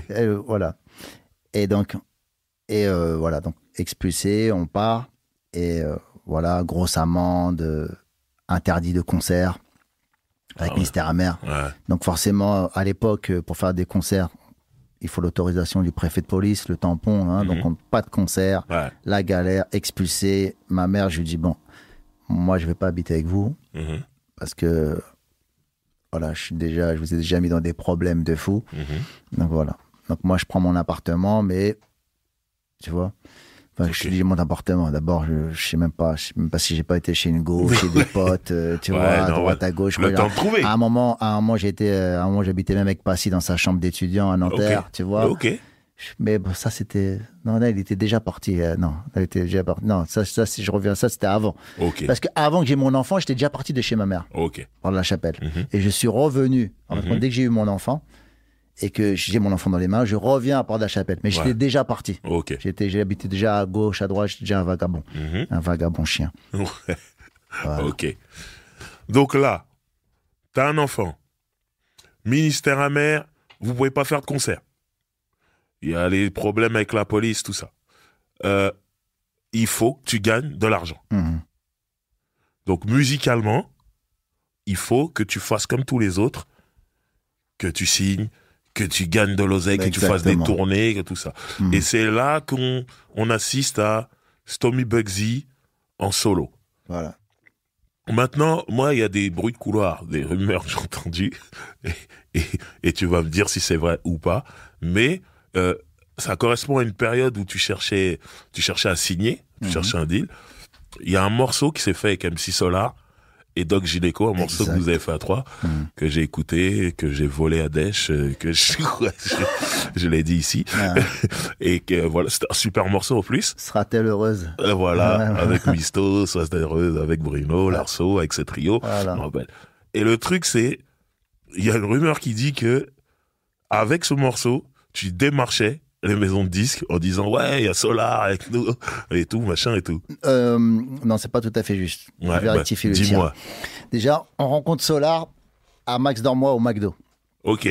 Il est là, tranquille. Incroyable. Ce McDo, un McDo compliqué dans Paris. Voilà. Il y a Solar qui est posé. Okay. ODMC, il est là, tranquille. Okay. Qu'est-ce qu'il fait dans le quartier? Il est fou, celui-là. Il est là, tranquille. Et il me voit, oh, Misto, tu es cool. Tu connais le personnage, super cool et tout. Et là, je dis, ouais, je lui présente Gynéco. Je dis, ah, Solar, ouais, ça, c'est mon frère Gynéco, il rappe et tout. Il est bon. Ça serait bien qu'on fasse un morceau à 3. Il dit, oui, tu as mon numéro. Okay. Il nous donne rendez-vous à Guy Moquet. Il me dit, ouais, mais ne dites rien à Jimmy J. Ça reste entre nous. Il ne faut pas que Jones soit au courant. Ok. Voilà. Bim, je balance, excuse-moi, Claude. Et il nous donne rendez-vous. Bim. Il donne rendez-vous à Guy Moquet, je crois, il habitait là. On arrive là-bas. Poum, 2 jours après, il nous dit à 10h ou je ne sais pas quand on arrive, il n'est pas là. Ok. On attend, il n'est pas là. Moi, je commence à demander aux commerçants. Il habite où, MC Solar? Il habite où? Il y a des gens qui me disent, il habite là, au 4e ou je sais pas quoi. Ok. Je dis, ok. Je vais, cabine téléphonique, on l'appelle, il répond pas. Moi, je regarde par la fenêtre, je vois, je crois apercevoir que la fenêtre, elle est un petit peu ouverte. Le cambrioleur, Stomy. Le cambrioleur, le gentleman cambrioleur. Je dis, Bruno, bouge pas. Je monte par les, tu vois les trucs d'égout là, tu vois, les bouches les échafaudages comme ça trucs, qui tu vois, non, tu vois, comment on appelle ça, les trucs de gouttière là, tu vois, je monte ça comme ça, comme Spider-Man. Maintenant, impossible que je fasse ça. Et j'arrive à monter comme ça au moins au 4e étage. Clac. Et j'étais super sec, tu vois, je faisais de la boxe, donc c'était des muscles, tu vois, secs. comme un petit rat d'égout. Un chat de gouttière. Et je monte, tac, j'arrive sur le balcon. J'ouvre. Ah, il n'y a personne chez lui. Je vois, il y a des dictionnaires de rimes. Il y a des dictionnaires partout. Il y a de la dentelle. Il a acheté des dentelles pour sa meuf ou des meufs au bad. Ok. Tu vois, pour nous, c'était nouveau, ça. Chez lui, plein de disques, plein de disques de rap. Ok. Même des classiques, des Ghetto Boys, des trucs hardcore. Ah, ouais. Des trucs de Proust, Verlaine, Rimbaud, des dictionnaires de poésie, des nanana. Et j'attends. Je descends en bas, je fais monter Bruno. Clac. On attend chez lui, on attend, il vient pas. On laisse un mot. Bon, Claude, t'étais pas là, t'es pas venu, nanana, t'étais où, nanana, rappelle-nous, nanana. On le rappelle. Je sais pas si à l'époque il y avait les tam-tam ou les, tu vois, les je sais pas, les beepers ou je sais pas. Finalement, là, en ligne. Ah, Misto! Ah oui! J'ai dit, ouais, t'étais pas là, on est monté chez toi et tout, on croyait que t'étais là. Moi, je l'ai fait à la cool, tu vois. Il dit, ok, bon, pas de problème, demain au studio. Finalement, on lui donne l'adresse du studio à Hades et il vient, bim! Et il vient, on enregistre le morceau. Super morceau, avec Gynéco, Solar, boum. Ouais. Et, en fin de compte, moi, je m'en suis pas servi. C'est Mariano quand il démarchait pour Gynéco. Ah, ok. Quand il appelait des maisons disques, il dit oui, j'ai un artiste qui s'appelle Doc Gynéco, on aimerait vous faire écouter. Il calculait pas. Okay. Dès qu'il disait on a un morceau avec MC Solar, rendez-vous direct. Toutes les portes étaient ouvertes. Okay. Direct. Donc c'est grâce à MC Solar que Gynéco a pu signer aussi. Il a apporté ça. Voilà. Parce qu'il y avait une différence nette dès qu'on disait qu'on avait un morceau avec Solar. Ah ouais. Solar, les gens peut-être se rendent pas compte aujourd'hui, mais Solar, c'était tout. À l'époque, c'était la star du rap français. Ouais. Donc, voilà, je vois mieux le truc. Mais si tu veux, moi, mon album n'était pas encore prêt. L'album de Gynéco était... Parce que moi, j'étais entre démarcher, entre faire mes maquettes, et j'étais encore ministère amer. Ouais. Et Gynéco, on le préparait déjà avant moi. Ouais. Donc, Bruno est prêt avant moi déjà. Tu vois? Même si moi, je maquette aussi, mais moi, quand je maquette, je me dis... Même si je maquette, même si je fais un album, faut que Passy, il signe aussi. Ouais. Faut que Passy, il signe absolument. Ok. Pour l'instant, il est à Lyon, il est terré, mais moi, dans ma tête, c'est pour ça que dès que j'ai un nouveau manager, Franck Hédin, qui est mon manager, on fait venir Passy de Lyon, on le fait maqueter. Pour moi, c'est pas possible que moi, je sorte un disque sans Passy sorte un disque. Okay, je pourrais pas me regarder dans la glace. Je vois. Genre, j'ai laissé tomber mon frère, comme Moda nous a laissé tomber. Impossible. Okay. Donc, dans ma tête, je suis déterminé à ce que Passy... il signe aussi. Je me vois pas signer en maison de disque. Sony, des beaux clips. Et mon frère Passy dans la galère, impossible. Je vois. Impossible. Je vois. C'est pas dans ma mentale. Je vois très bien. Mais quand même, ce que je retiens, c'est que tu es rentré par effraction chez MC Solar. Ça, c'est un truc de ouf. La fenêtre était ouverte. Mais c'était au 4e étage. À part les mouches, personne n'était autorisé à rentrer. Mais bon, c'est pas grave. Du coup, il y a un dictionnaire qui m'a frappé chez Claude MC, chez Solar. C'était le dictionnaire des jolis mots. Il avait un dictionnaire, il y avait, tu vois, le morceau obsolète. Ouais. Il a pris tous les mots de obsolète. Ok. Dans ce dictionnaire-là. Il a sifflé tous les mots. Et après, ce dictionnaire-là, je l'ai recherché, je l'ai jamais retrouvé. Jamais. Il n'a jamais été réédité. Le dictionnaire des jolis mots. Et c'est pour ça le morceau obsolète, il déchire. Parce qu'il y a plein de beaux mots qui frappent. Solar était en avance sur les techniques. Tu vois ce que je veux dire? Il allait chercher des bouquins. Dans son agenda. C'est vrai. C'est vrai que la première fois que j'écoutais ce morceau, il y a la moitié du morceau, je comprenais pas. Oui, tu comprends pas, mais tu kiffes. Ça sonnait joli. Bien. C'est ça. Il a volé là-dedans, Solar. Je te balance mon frère. Très bien. Il est fort. Donc toi, moi un jour j'entends Stomy, il a signé chez Sony et quelques temps plus tard, tu sortiras le EP, le Prince des Lascars, tout ça. D'ailleurs, je me rappelle d'une séance photo à laquelle j'ai assisté. Encore. Si tu regardes, t'ouvres le livret du Prince des Lascars, tu vas voir ma tête. Oui. Attends, quand on est dans la ruelle. Dans l'impasse, j'étais là. J'étais là. Je sais. Ouais, quand c'est à Port de la Chapelle, je suis là. Mais à Sarcelles, j'étais jamais là. Excellent. Donc, là, il y a le Prince des Lascars, tout ça, il y a l'impasse, il y a Mort en étant vivant, il y a tous ces morceaux-là. Exactement. Et si tu veux, je trouve qu'on est dans une espèce de transition entre Ministère Amer et ce que va être Stomy Bugsy. Okay, parce que moi, quand j'entends l'Impasse, je me dis, ça aurait pu être un morceau de Ministère Amer en vrai. Mais quand j'entends le Prince des Lascars, je me dis, oh là, on est dans un autre truc, un truc nouveau et tout. Toi, est-ce que tu le vis comme ça? Est-ce que tu te dis, bon, je vais changer, je vais m'ouvrir un peu, il est temps de faire de l'oseille? Si tu veux, étant donné que je suis Gémeaux, donc si tu veux être dans le côté, être dans le dark, être dans l'ombre, être dans la lumière, pour moi, ça va de pair. Ouais. Ça va ensemble. C'est pour ça que dans le Ministère Amer, il y avait même un morceau comme SOS. Ouais. SOS, tu vois? Donc, et il y a déjà, on est déjà dans ce truc de Public Enemy à Eric B. and Rakim, à Beastie Boy, à LL Cool J. Ouais. Il y a un truc mainstream aussi, que le hip-hop, ça ne doit pas que rester underground, tu vois. Mais tu peux comprendre que, par exemple, quand on écoute Pourquoi tant de haine, et moi, j'adorais SOS, mais que le morceau, il dénote complètement de l'album. C'est pour ça qu'on l'a pas mis dans la réédition. Ok. Il dénote totalement. Ouais. Okay. C'est là qu'on voit le problème du Gémeaux, déjà. Tu vois, il y a un problème du Gémeaux, il faut le canaliser, parce qu'il peut vite partir. Dans tous les sens. Ok. Voilà. Il y a le gangster et il y a d'amour. Tu vois, il y a le prince et il y a le lascar. Ça va ensemble. Ok. Et si tu veux, quand je fais le maxi, à la base, on ne doit pas sortir le prince des lascars. On doit sortir Mort en étant vivant en clip vidéo. Où je me fais tuer dans le clip. Ouais. Mais genre 2 semaines avant, Snoop il sort Murder Was the Case. Et c'est le même concept. Bien sûr. Je dis putain. Et j'avais déjà fait la séance photo avec Xavier Denot dans un cimetière. Je suis dans un cimetière et les photos elles tuent. Et c'est le même morceau. Snoop. Il se fait tuer comme Snoop et après, moi dans le morceau, Mort en étant vivant et je reviens et je vois, j'assiste à mes funérailles. Et c'est le même concept. Ouais. Je dis putain. Ah, c'était mort. Donc c'est pour ça qu'on a plus mis en avant le Prince des Lascars. Ok. Donc ça, c'est un EP qui fait son petit truc, son petit bruit, mais pareil, qui n'est pas un succès commercial. Mais tu vas bosser sur un album qui sera le calibre qu'il te faut. Tu vas le bosser avec Dr. L, qui était le compositeur d'Assassin à ce moment-là. Exactement.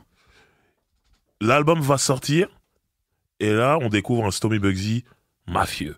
La mafia. Ça veut dire, moi, il y a des films comme le Parrain ou Scarface, ou tout ça, on retrouve tous ces trucs-là dans ton album, mais il y a, par exemple, le Parrain, moi, je l'ai vu très, très tard. Ça veut dire que j'ai d'abord entendu des interludes ou des trucs que tu as repris dans cet album-là, et après, quand j'ai découvert le film, je me suis dit, ah ouais, ça, c'est dans tel morceau de ça. D'où t'es venu ces trucs de tous ces films mafieux? T'as fait cet album-là dans ce concept-là, ou même on te voit même sur la pochette. Carrément, l'album, c'est un hommage. C'est un hommage aux films de Hollywood, les films de Scorsese, Sergio Leone, Coppola, Brian De Palma. C'est carrément un vrai concept. Et c'est les films qui me faisaient kiffer. Ouais. Tu vois, il n'y avait pas d'autres films qui me faisaient kiffer. Ok. Quand je vois le Parrain, je vois la performance de Marlon Brando ou d'Al Pacino, de Niro dans le 2. Quand je vois Scarface, la performance d'acteur, le cadre, la lumière, le scénario, les dialogues, c'était calibré, tu vois. C'est ça. Quand tu regardes un bon film de mafia comme Les Affranchis ou Casino, qu'est-ce que tu peux regarder d'autre après? Tu vois, c'est dur. Mais toi, t'as eu envie de mettre tout ça en musique? Ouais. Ok. Ouais. Je suis rentré dedans et voilà, le concept, je l'ai saigné. Voilà. J'ai saigné. Mais en fin de compte, ce qui m'a attiré là-dedans, c'est la performance des acteurs. Voilà. Ok. C'est les plus grands acteurs du monde, de Niro à Brando à Pacino. Voilà. C'est, je pense, plus que le concept mafia. Ok. Après, c'est vrai qu'il y a le concept mafia, il y a... Dans ce concept-là, il y a la famille, surtout dans le Parrain 1, qui est important, tu vois. Quand Vito Corleone, la façon dont il gère sa famille avec respect.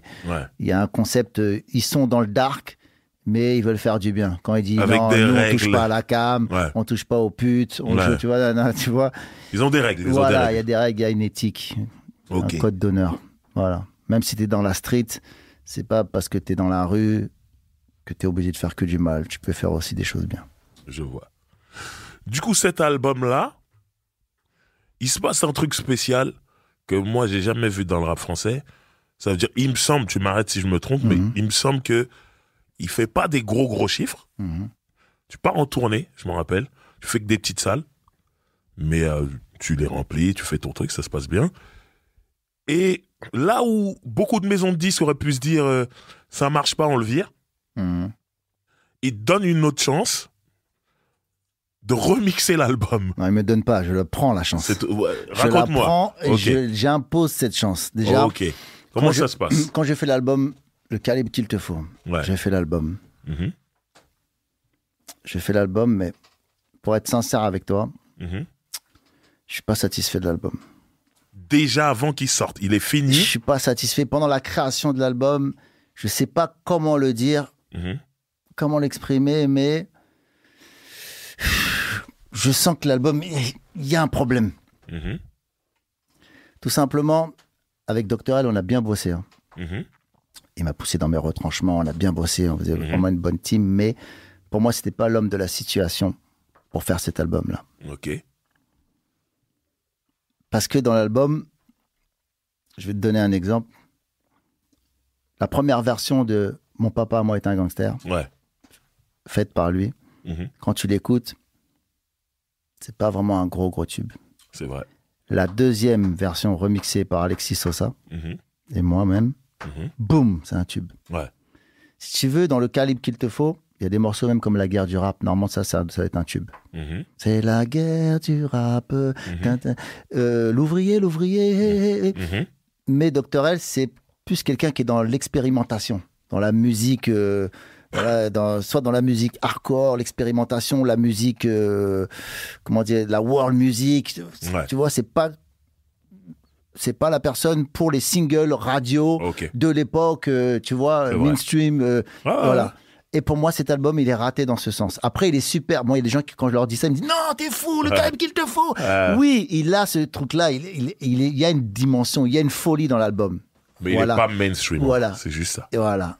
Il n'y a pas de single qui en ressort vraiment évident Ouais. pour les radios. Boum. Moi, mon morceau préféré du calibre qu'il te faut, c'était Dernier pas dans la mafia avec Akhenaton. Ouais. Mais ça pouvait pas être un morceau pour la radio. Exactement. Mais le morceau, je le trouve magnifique. Et pour le coup, la musique aussi. Tu vois, il y a tout ce truc Eh italien, ben, la mafia, musique, c'est lui qui l'a. ce truc. C'est moi qui ai apporté le sample. Ok. Je dis pas d'où il vient le sample. Parce que- À tout moment, là. Voilà, Ouais. j'ai apporté le sample Ouais. et voilà, ouais, on a fait la musique et c'est pour ça qu'il est dans. Vous l'avez on l'a- remis on l'a dans gardé, parce l'album que- remix. voilà. C'est un bijou, ce morceau. D'ailleurs, D'ailleurs, comment il s'est fait le morceau avec Akhenaton? Parce que c'est un vrai storytelling, c'est une histoire, c'est un film. On le visualise d'ailleurs, je regrette qu'il n'y ait jamais eu de clip. Franchement, Ça méritait. ouais, bon, Et- peut-être qu'on peut le faire un jour. Franchement. Jamais, bien sûr. Mais comment c'est arrivé? Comment vous l'avez fait? Parce que ça, c'est pas le genre de truc où t'écris de ton côté, l'autre il écrit. Vous êtes obligé d'être En ensemble. studio, Ok. on l'a fait en studio. Ok, ouais. ok. Ouais, On l'a appelé Chill, il est venu cool comme tout. Et on a fait le morceau en studio direct. Ok. Ah, Là. Très bien. Donc, du coup, vous remixez l'album, mais il y a sur la base quand même du remix de Mon papa à moi est un gangster.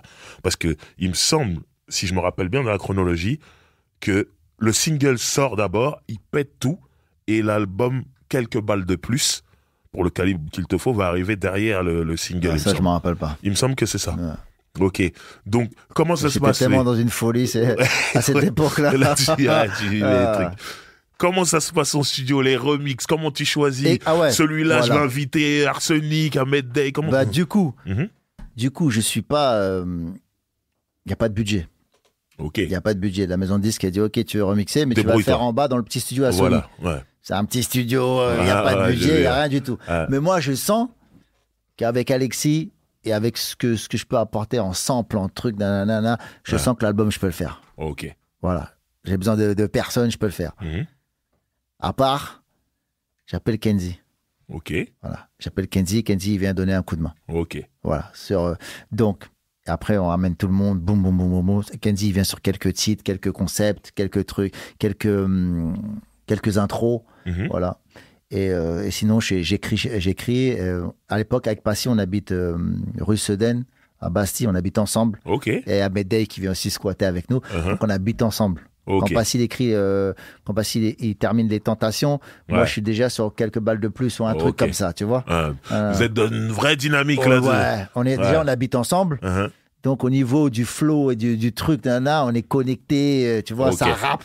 Ok. Ça rappe. Ok. Dans une chambre, ça baise, mais dès que ça baise vite fait, on écrit, ça sent le rap dans la maison. Ok. Tu vois, c'est un petit studio. Ok. Il y avait une chambre Uh-huh. et un petit salon et une petite cuisine miniature où il y a mon fils qui vient dormir. Il y a des poissons parce qu'il achète des piranhas qui se bouffent entre eux.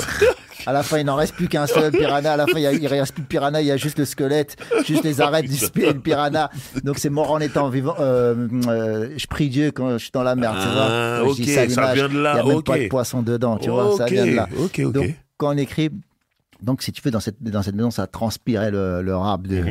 D'où la qualité aussi de quelques balles de plus. Voilà. Ok. Et donc, je sens que j'ai raté mon coup avec quelques balles avec le calibre qu'il te faut et je me rattrape sur quelques balles de plus. Ok. Il y a quand Bugsy dégomme le remix, quand Bugsy et son gang des gommes, où il y a tout le monde, il y a Jimmy Finger à la production, Arsenic, Neg Marron, Ahmed, il y a tout le monde, le morceau il tue et tout, mais il y a Oye sa papaya. Bah oui. Ça c'est un truc de ouf, le morceau il y a la radio direct, parce que souvent il y a des rappeurs ou des groupes de rap, ils ont un gros tube et c'est tout. Et derrière il y a rien d'autre. Toi il y a eu Mon Papa à moi qui est un raz-de-marée. Mais derrière, t'as des morceaux comme Oye sa papaya, même s'il n'y a pas eu de clip malheureusement. Mais le morceau, il était à la radio toute la journée. Ça, on avait fait le synopsis du clip et tout. Ah ouais? Mais tu connais Bruno, il n'est pas sérieux, le frère. Donc c'est à cause de lui qu'il n'y a pas eu le clip? Ouais. Putain, est-ce que ça devait être à Miami au moins? Exactement, c'était Tony et Manny l'histoire. Voilà. C'était ça, voilà, tu vois Scarface, c'était la même chose. Il a merdé. Il a merdé. Comme beaucoup de fois, mais on connaît l'oiseau. Voilà. Donc on le pardonne.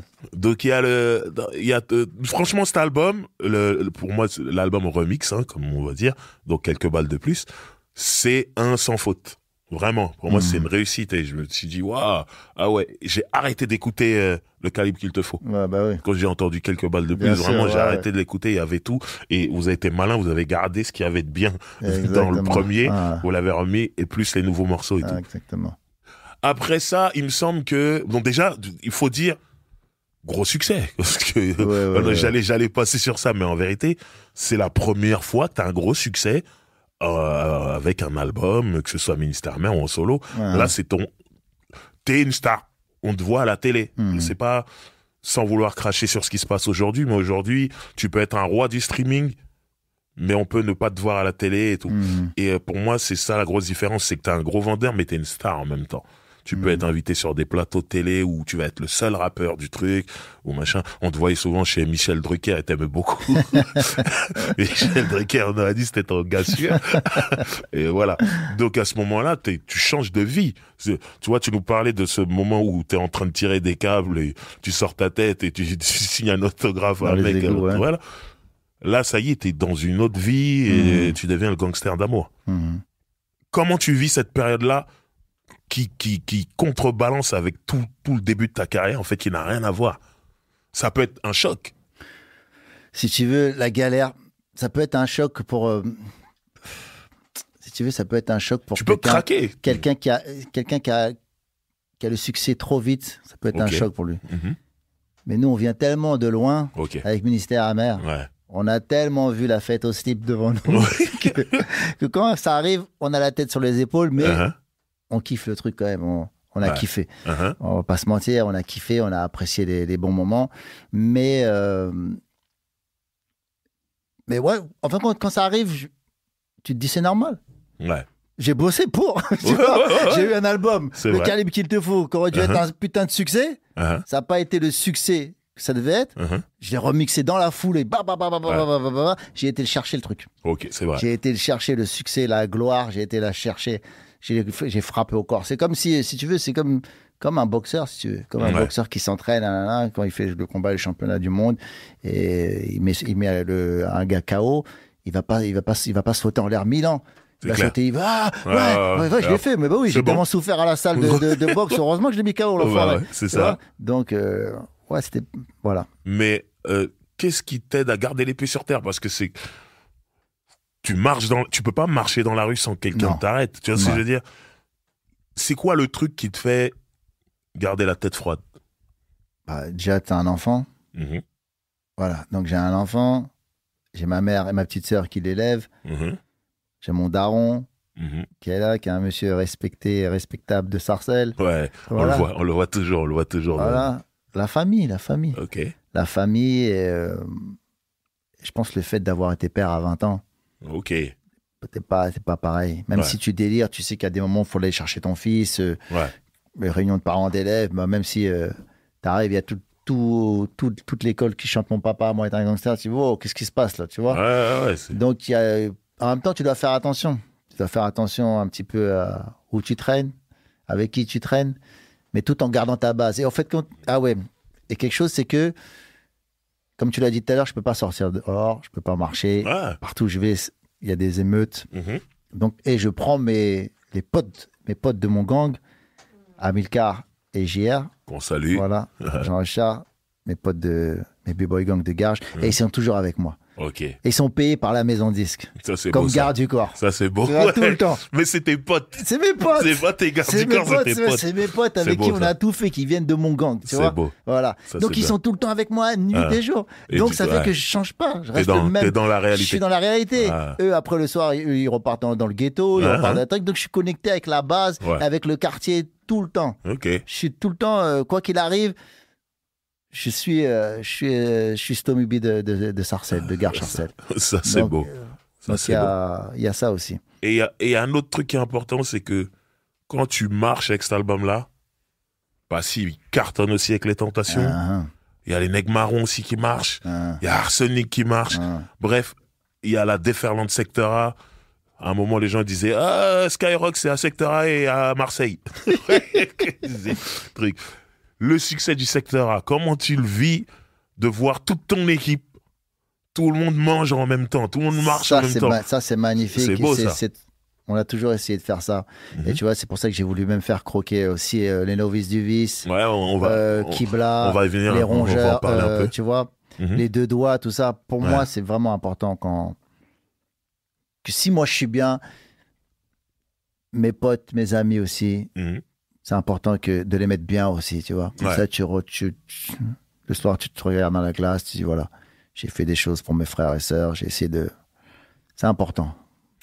Pour moi, le moment qui symbolise bien tout ça, c'est quand Ahmed Day il fait Independence Day dans Hit Machine. Ah, Vous êtes tous là avec lui magnifique, derrière. magnifique. C'est ça, un grand moment. Ça. Magnifique. Qui a eu cette Ah idée? ouais.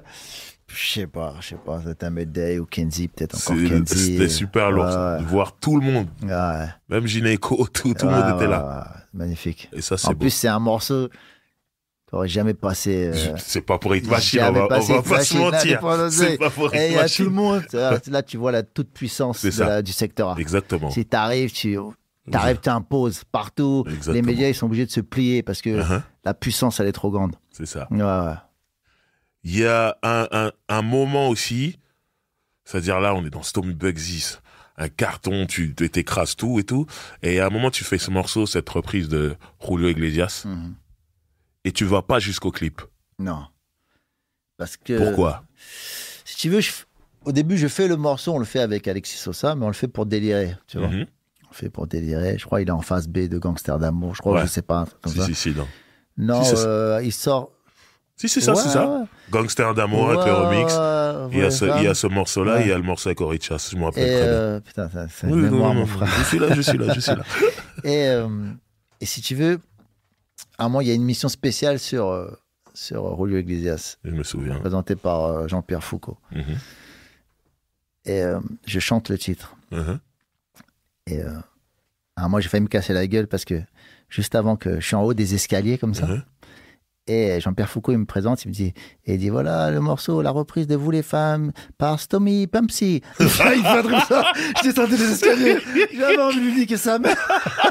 Et j'entends Stomy, Stomsy, un truc comme ça, Stomsy. Je dis putain, il a encore chez mon nom.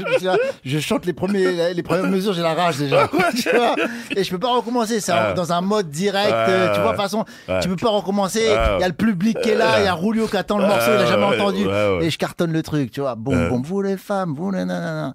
À la fin du morceau, bah après Rulio il adore, on s'embrasse. Et moi, Rulio Iglesias, ma mère, elle écoutait que ça quand j'étais petit. Tu vois, Rulio c'était la grande classe. Symbole à l'époque, toutes les meufs elle l'aimaient lui. Rulio c'était la grande classe. Et je fais le morceau et après l'émission Louvain, qui était, je crois, président de TF1 ou je sais pas quoi à l'époque. Directeur des programmes, je sais pas quoi, il vient me voir, faut faire le clip de ça, faut faire le clip, je le mets single de l'été, et la maison de disque qui me voit, ouais, on fait le clip. Et moi, je commence à, et j'ai réfléchi, je dis, j'ai peur à ce moment, j'ai peur de partir à la Yannick. Tu sentais que ça allait être trop. En bas, tu vois, quand Yannick il fait son morceau ces soirées-là, avant c'était un rappeur Mafia Tressé, apprécié, tu vois. Et dès qu'il a fait ce morceau-là, il a basculé de l'autre côté. Le succès, il a basculé totalement. Ouais. Et moi, je réfléchis, je dis, t'as fait Mon papa à moi, mais Mon papa à moi, c'est ta création, c'est ton titre, c'est l'histoire de ta vie, Mon papa à moi. Toi et ton fils, c'est quoi. Moi et ça mon fils, c'est un morceau super deep en fin de compte. Quand tu analyses les paroles de Mon papa à moi est un gangster, c'est plus triste qu'autre chose. La mère, elle n'existe pas dans le morceau. C'est un père et son fils dans la galère, tu vois. Faut décortiquer le morceau. Mais ce morceau-là, Vous les femmes, je me dis, si ça devient, et je sentais que ça allait faire un carton. Si ça devient ce carton-là, j'avais peur de plus jamais être le Stomy. Voilà, moi, tu vois, de partir trop. Déjà, Mon papa à moi, des fois, c'est, tu vois, je suis à supporter. Des fois, les gens ils disent, Mon papa. Tu dis, j'ai fait autre chose dans ma vie, ça va. J'ai une carrière, j'ai ministre à la mer, j'ai fait 5 albums, tu vois. Non, et là, clair. j'avais peur. Oui, après, ça aurait été de Vous les femmes. Et je me suis dit, non. Je me dis, ça va trop loin. Et je dis, je refuse de faire le clip. Je fais pas le clip. Parce que ça allait être dangereux. Ok, et pas de regret aujourd'hui quand tu regardes, pas de regret. Avec du recul, tu regardes ta carrière, pas de regret sur ça. Non, pas de regret parce que ça fait ce que je suis, tu vois, je sais dire oui, je sais dire non aussi. Ça aurait été un Renoir fragile, la maison de disque, Louvain, il aurait fait oui, on le fait, vous les femmes. Après, non. Ok. J'aimerais qu'on parle de Stomy Bugsy producteur. T'as créé un label, Chaud Lapin. T'as sorti une compilation avec tous tes artistes, Mixomatose. Comment c'est venu, les artistes, comment tu les as repérés, signés? Bah déjà, les Novices du Vice, Porte de la Chapelle. Ont toujours été là, Les Deux Doigts, JP et Boulet. JP, quand j'étais avec mon gang, Place Soufflot à Garges, il habitait carrément dans le bâtiment à Place Soufflot. Tu vois, on le voyait depuis tout petit, c'était Roudoudou. Kibla. Voilà, Kibla de Sarcelles, Feuge de Sarcelles, qui traînait avec toi, ton frère. Donc, les Rongeurs aussi, Porte de la Chapelle, Schweizer. Tout à l'heure, j'ai fait une dédicace à Schweiz, de RCA, son grand frère. Il faisait partie de mon gang RCA. Donc, Schweiz et Marginal, après, Marginal Sosa, il vient habiter à Porte de la Chapelle, donc je les connais depuis qu'ils sont tout petits. Tu vois, donc en fin de compte, c'est des amis, c'est la famille, l'entourage. Et je me dis, ils ont du talent. Et moi, je mange, je croque, et j'ai envie que mes semblables, les gens qui m'entourent, j'ai envie que mes petits frères, ils aient la belle vie aussi. Donc tout simplement. Ok. Et c'est pas un truc que tu recommencerais parce que finalement, tu l'as pas fait longtemps non plus. La production, c'est pas un truc que tu referais aujourd'hui ou quoi? Je peux le refaire, mais après, faut. Parce que je fais toujours un peu de musique. J'enregistre des titres, même si je le sors pas, mais peut-être qu'un jour. Mais ouais, ça m'amuserait bien. Mais puis je suis plus dans le théâtre et dans le cinéma. On va y venir tout de suite d'ailleurs. Que dans la musique, mais pourquoi pas. Donc c'est très bien, tu me balances la suite, le cinéma. Comment tu te retrouves dedans? En vrai, je te le dis, tu dois le savoir, là, juste l'entretien qu'on vient d'avoir, on comprend que t'as ça en toi depuis le début. Juste quand tu racontes comment tu t'es fait réformer de l'armée. Moi, je dis, ces mecs-là, ils préparent le cinéma depuis toujours, en fait.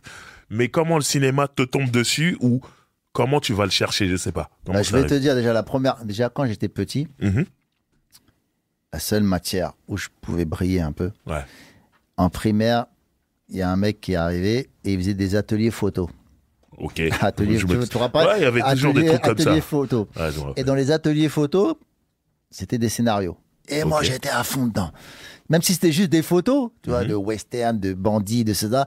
Moi, j'étais à fond. Mais le mec qui faisait les ateliers photos, on était déguisés de ça. Il allait voir les profs et le directeur. Mais il faut le mettre au théâtre, ce petit. Il faut le mettre au théâtre. Les profs et le directeur, mais c'est un cancre, celui-là. Et le dernier de sa classe, il est au fond de la classe. Qu'est-ce que tu me parles de ce pestiféré ? J'ai dit, là, cette vermine. Comme je te dis, moi, au début de la République, ils m'ont mis au fond de la classe, mais piétiné, tu vois. Donc, ils comprenaient pas quand le mec de l'atelier disait, mais c'est un génie, ce petit. Il faut faire quelque chose avec lui. Donc, j'ai toujours aimé ça. Ok. Et une fois, il y avait une grande pièce de théâtre. Pour te dire qu'ils m'ont mis vraiment il y avait une grande pièce de théâtre et la première c'était au Forum des Cholettes. Ok. C'est une pièce avec donc c'est une grande salle de Sarcelles qui n'existe plus aujourd'hui, mais à l'époque c'était une grande salle. Voilà. Ok. C'est là où on a fait la photo, le derrière de la photo. Voilà, il y a tout Gare Sarcelles. Ouais. Et donc la prof elle donne les textes à tout le monde. Clac, clac. Tout le monde a du texte, tout ça. Nanana. Moi, qu'est-ce qu'elle me donne comme texte ? Pas de texte. Elle me dit, toi, tu dois faire une flamme. Une flamme. Donc, une flamme. Ah, ils t'ont boycotté. Donc, moi, j'invite mes parents, mes oncles et tout. Ouais, il y a l'avant-première. Je pense que je vais avoir du texte. On prépare le truc. Eux, ils notent dans leur calepin. Alors, l'avant-première de Gilles au théâtre. Toute ma famille, elle va au théâtre. Et moi, à la fin, mes oncles m'ont trop vanné. On vient voir une pièce de théâtre à toi. Tout le monde, ils ont du texte, le truc. Toi, t'arrives, tu fais une flamme.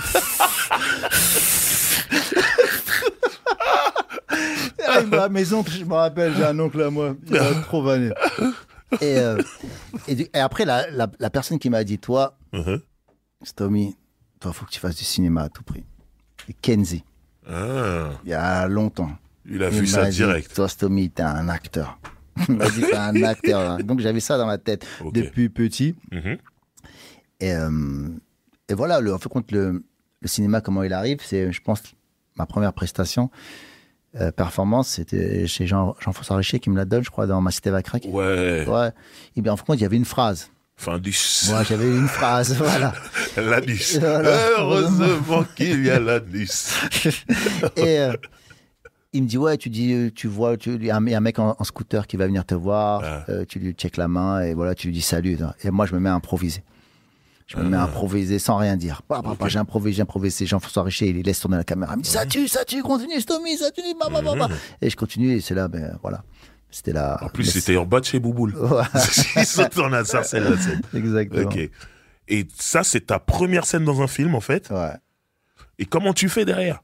Pour la suite, en fait, je pense que les gens, ils voient ce petit truc. Et après les clips vidéo, tu vois. Les clips, et dans les clips, on voit, déjà, quand t'écoutes déjà le calibre qu'il te faut, tu sens que le mec, il va faire du cinéma. Ouais, c'est clair. Tu sens que le mec, il est totalement investi dedans, il connaît ses classiques, et il respecte les bons acteurs. Donc, je pense que c'est mais le déclic pour que tu rentres dans le business, parce que vouloir faire du cinéma, c'est une chose, mais pouvoir en faire, ce que je veux dire, c'est que t'as un agent de contact, ou tu vas chercher un agent, qu'est-ce qui se passe ?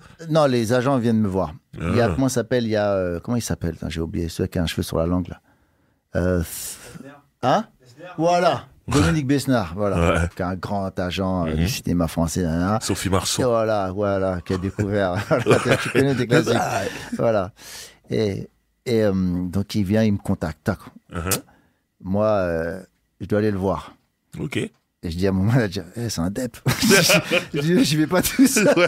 Je vais avec mon manager Franck Hédin. Je vais avec lui, tac, on sait jamais. Bon, moi, le mec, Super pro, t'as pas dans la drague, t'as super pro, Il me dit, ouais, c'est très bien que tu fasses du cinéma, je t'ai vu dans les télés, nanana, t'as quelque chose, nanana. C'est lui déjà qui vient me voir. Mais je me dis, un pote comme ça. C'est ça que j'allais dire. Lui, c'est un des plus lourds. Ouais.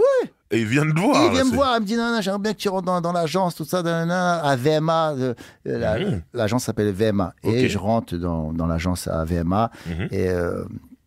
Et mon agent, ça devient Cécile Felsenberg. Et après, qu'il monte sa boîte UBBA. Et après, voilà. Et après, je la suis chez UBBA. Mais déjà, je suis dans une grosse agence de cinéma qui s'appelle VMA. Et maintenant, j'ai un nouvel agent qui s'appelle Artistic Rush. Voilà. Voilà. Donc, toujours dedans. Toujours dedans, plus que jamais. Ok. Et ouais. Voilà, donc c'est le cinéma qui est venu à toi. Voilà. Ok. Voilà. Grâce à la musique, en vérité. Grâce à la musique, bien sûr. On t'a vu à la télé et tout. Alors moi, je me rappelle de Les Jolies Choses, qui pour moi est le meilleur film dans lequel t'es joué, pour moi. Ouais. Mais moi, à chaque fois, je me disais, aller au cinéma ou regarder Stomy à la télé, je vais trop voir le Stomy que je connais. Ça va être compliqué pour moi de le voir comme un acteur. Bien sûr. Et le film dans lequel tu m'as eu, ça veut dire que je rigolais. Mais pour moi, c'était plus Stomy. C'est dans 3-0. Là, t'étais plus Tommy. T'étais ce joueur de foot. Michael Sylvain. Et j'étais plié de rire. Et là, moi, c'est à ce moment-là que j'ai dit, ok, c'est un acteur. Parce que là, je vois plus Tommy. Et là, c'est quelqu'un d'autre. Et magnifique. Mais bon, là, récemment, avant le Covid, tu t'es retrouvé dans une pièce de théâtre que tu as écrite toi-même, il me semble. Ouais, que j'ai coécrit avec David Desclos. Voilà. Le truc, c'est les tirailleurs sénégalais. Voilà, sur le massacre de Thiaroye. Et qui était super bien réussi, qui commençait à bien partir, et il y a eu le Covid. Ça cartonnait. Ouais, qui a tout bloqué, et tout ça. Comme tout le monde, donc, voilà, c'est planétaire. Maintenant que les salles sont réouvertes, quels sont tes projets là-dedans? T'as des trucs dans le théâtre? Oui, je pense qu'on va relancer la pièce. Ok, voilà. On va la relancer peut-être dans 1 mois ou 2 mois. Super. On va rentrer en répétition parce que là, normalement, la pièce, on devait partir en tournée. On l'a joué à peine 1 mois. Tu vois, le dernier soir, on fait 500 payants. Au théâtre, c'est beaucoup, tu vois. C'est un truc de fou, ouais. Et donc, il y a plein de gens qui veulent la voir, cette pièce. Ok. Et donc, on va la relancer, théâtre. Il y a aussi des séries, cinéma, il y a plein de choses qui arrivent. Tu vois, tu parles de David Desclos. Voilà. Tu as coécrit son spectacle à lui aussi. J'ai mis en scène David Desclos aussi. Ok. Qui continue à jouer son spectacle aussi partout en France. Super. Musicalement, il y a des choses qui vont arriver? J'ai enregistré 8 morceaux. J'ai enregistré 8 morceaux assez surprenants. Ok. Que je sortirai le bon moment. Ouais. Ok. Mais ce sera vraiment... Non, je suis assez content. Ok. Pressé d'écouter ça. Je suis assez content de ce que j'ai fait.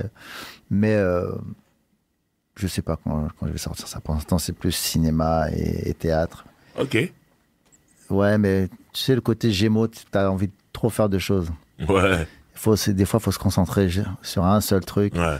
Moi, je suis qu'un homme, j'arrive à faire qu'une seule chose à la fois. Okay. Les femmes, elles arrivent à faire plusieurs choses à la fois. La légende dit que. Voilà, la légende dit que. Pas une légende, c'est vrai. mais ouais, moi, j'arrive pas. Toi, par contre, je sais pas comment tu fais tous tes trucs, tes podcasts, tes radios. On se débrouille, on se multiplie. Il est partout, Driver, mon frère, il est partout. On se multiplie. Voilà, en tout cas, bon, j'allais pas faire un album par album, sinon on serait resté toute la journée. Mais il y a quand même un album qui s'appelle Rime Passionnel qui est vraiment très très bien. Mais... Merci. Je dis ça comme ça, je dis rien. Et ici, on laisse jamais nos invités repartir sans un cadeau. Donc j'ai un cadeau pour toi. Bon. Qu'est-ce que t'as comme... Que tu dois... papier cadeau en plus.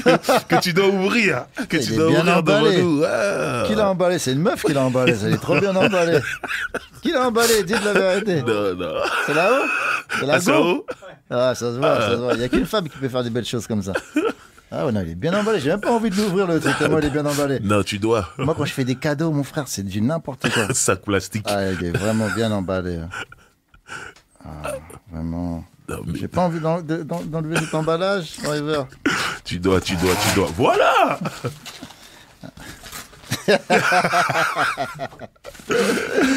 Excellent. Donc c'est un livre. Le livre Mouvement. Qui s'appelle Mouvement. Et sur la couverture, on te voit. C'est à quelle occasion ça, cette photo? Frère, je sais pas si c'est un concert de Public Enemy ou de KRS-One ou de Ice-T ou de Team Dog. Non, je crois que non. Ça va être Ice-T. Team Dog, je t'ai vu. Public Enemy. Team Dog, t'as emmerdé Team Dog pendant tout le concert. Ah ouais, je l'ai fait chier, Team Dog. J'ai fait des doigts d'honneur, je lui ai envoyé des trucs. J'ai jeté des trucs. Là, t'étais un pro NWA. Ah ouais, non, c'était trop NWA. C'était excellent. Ouais, je pense que c'est... ou peut-être au Globo, je sais pas. Ok. Je sais pas. T'as quel âge sur cette photo? Je sais pas, je dois avoir 13 ans. Qu'est-ce que tu fais dans des boîtes de nuit? 13 ans, 14 ans, 15 ans, je sais pas. C'est interdit. Mais des fois, je partais de Sarcelles. Là, faut voir est-ce que j'habitais à Port-Blanche-Neuf? Je sais même pas. J'ai tellement traîné très jeune. Donc je sais pas. Mais ça, c'est pas Daddy Lorty? C'est lui? Il y en a plein qui disent que lui, mais je sais pas si c'est lui. Hein. Il ressemble, maintenant que tu me dis ça, il ressemble. Il y en a qui disent, mais je pense pas que c'est lui. C'est ouf. Excellent. En tout cas, tu es sur la couverture de ce livre. Excellent. Et voilà. Stomy, ça m'a fait plaisir de te recevoir ici. Frère, Driver, t'as insisté. Enfin. T'as insisté pour que je t'ai... Parce que les gens ont insisté pour que je te fasse venir ici. Ah, et je voudrais remercier, c'est grâce à mon cousin, Shaiko. Shaiko, merci. Mon avocat. Il m'a dit, non, faut que tu la fasses, Tommy, l'émission. J'ai dit, non, j'ai dit à Driver, j'allais la faire, mais je sais pas, j'ai pas envie de venir raconter mes vieux trucs de rappeur. Ça fait le mec qui vient se raconter. Mais il dit, non, c'est pas ça, l'émission de Driver, elle est cool. Voilà. Mais j'ai écouté un peu avec Passy, j'ai écouté un peu avec Joey aussi, un petit peu. J'ai pas tout écouté, mais j'ai écouté. En tout cas, Driver, t'es fort dans ce que tu fais. Merci, mon gars, merci. Et j'ai eu Laurence Twitou au téléphone. Elle m'a dit que si elle faisait un podcast, eh ben, ça serait le tien qu'elle ferait. Waouh, ça me touche. Laurence Twitou, je sais pas, choper.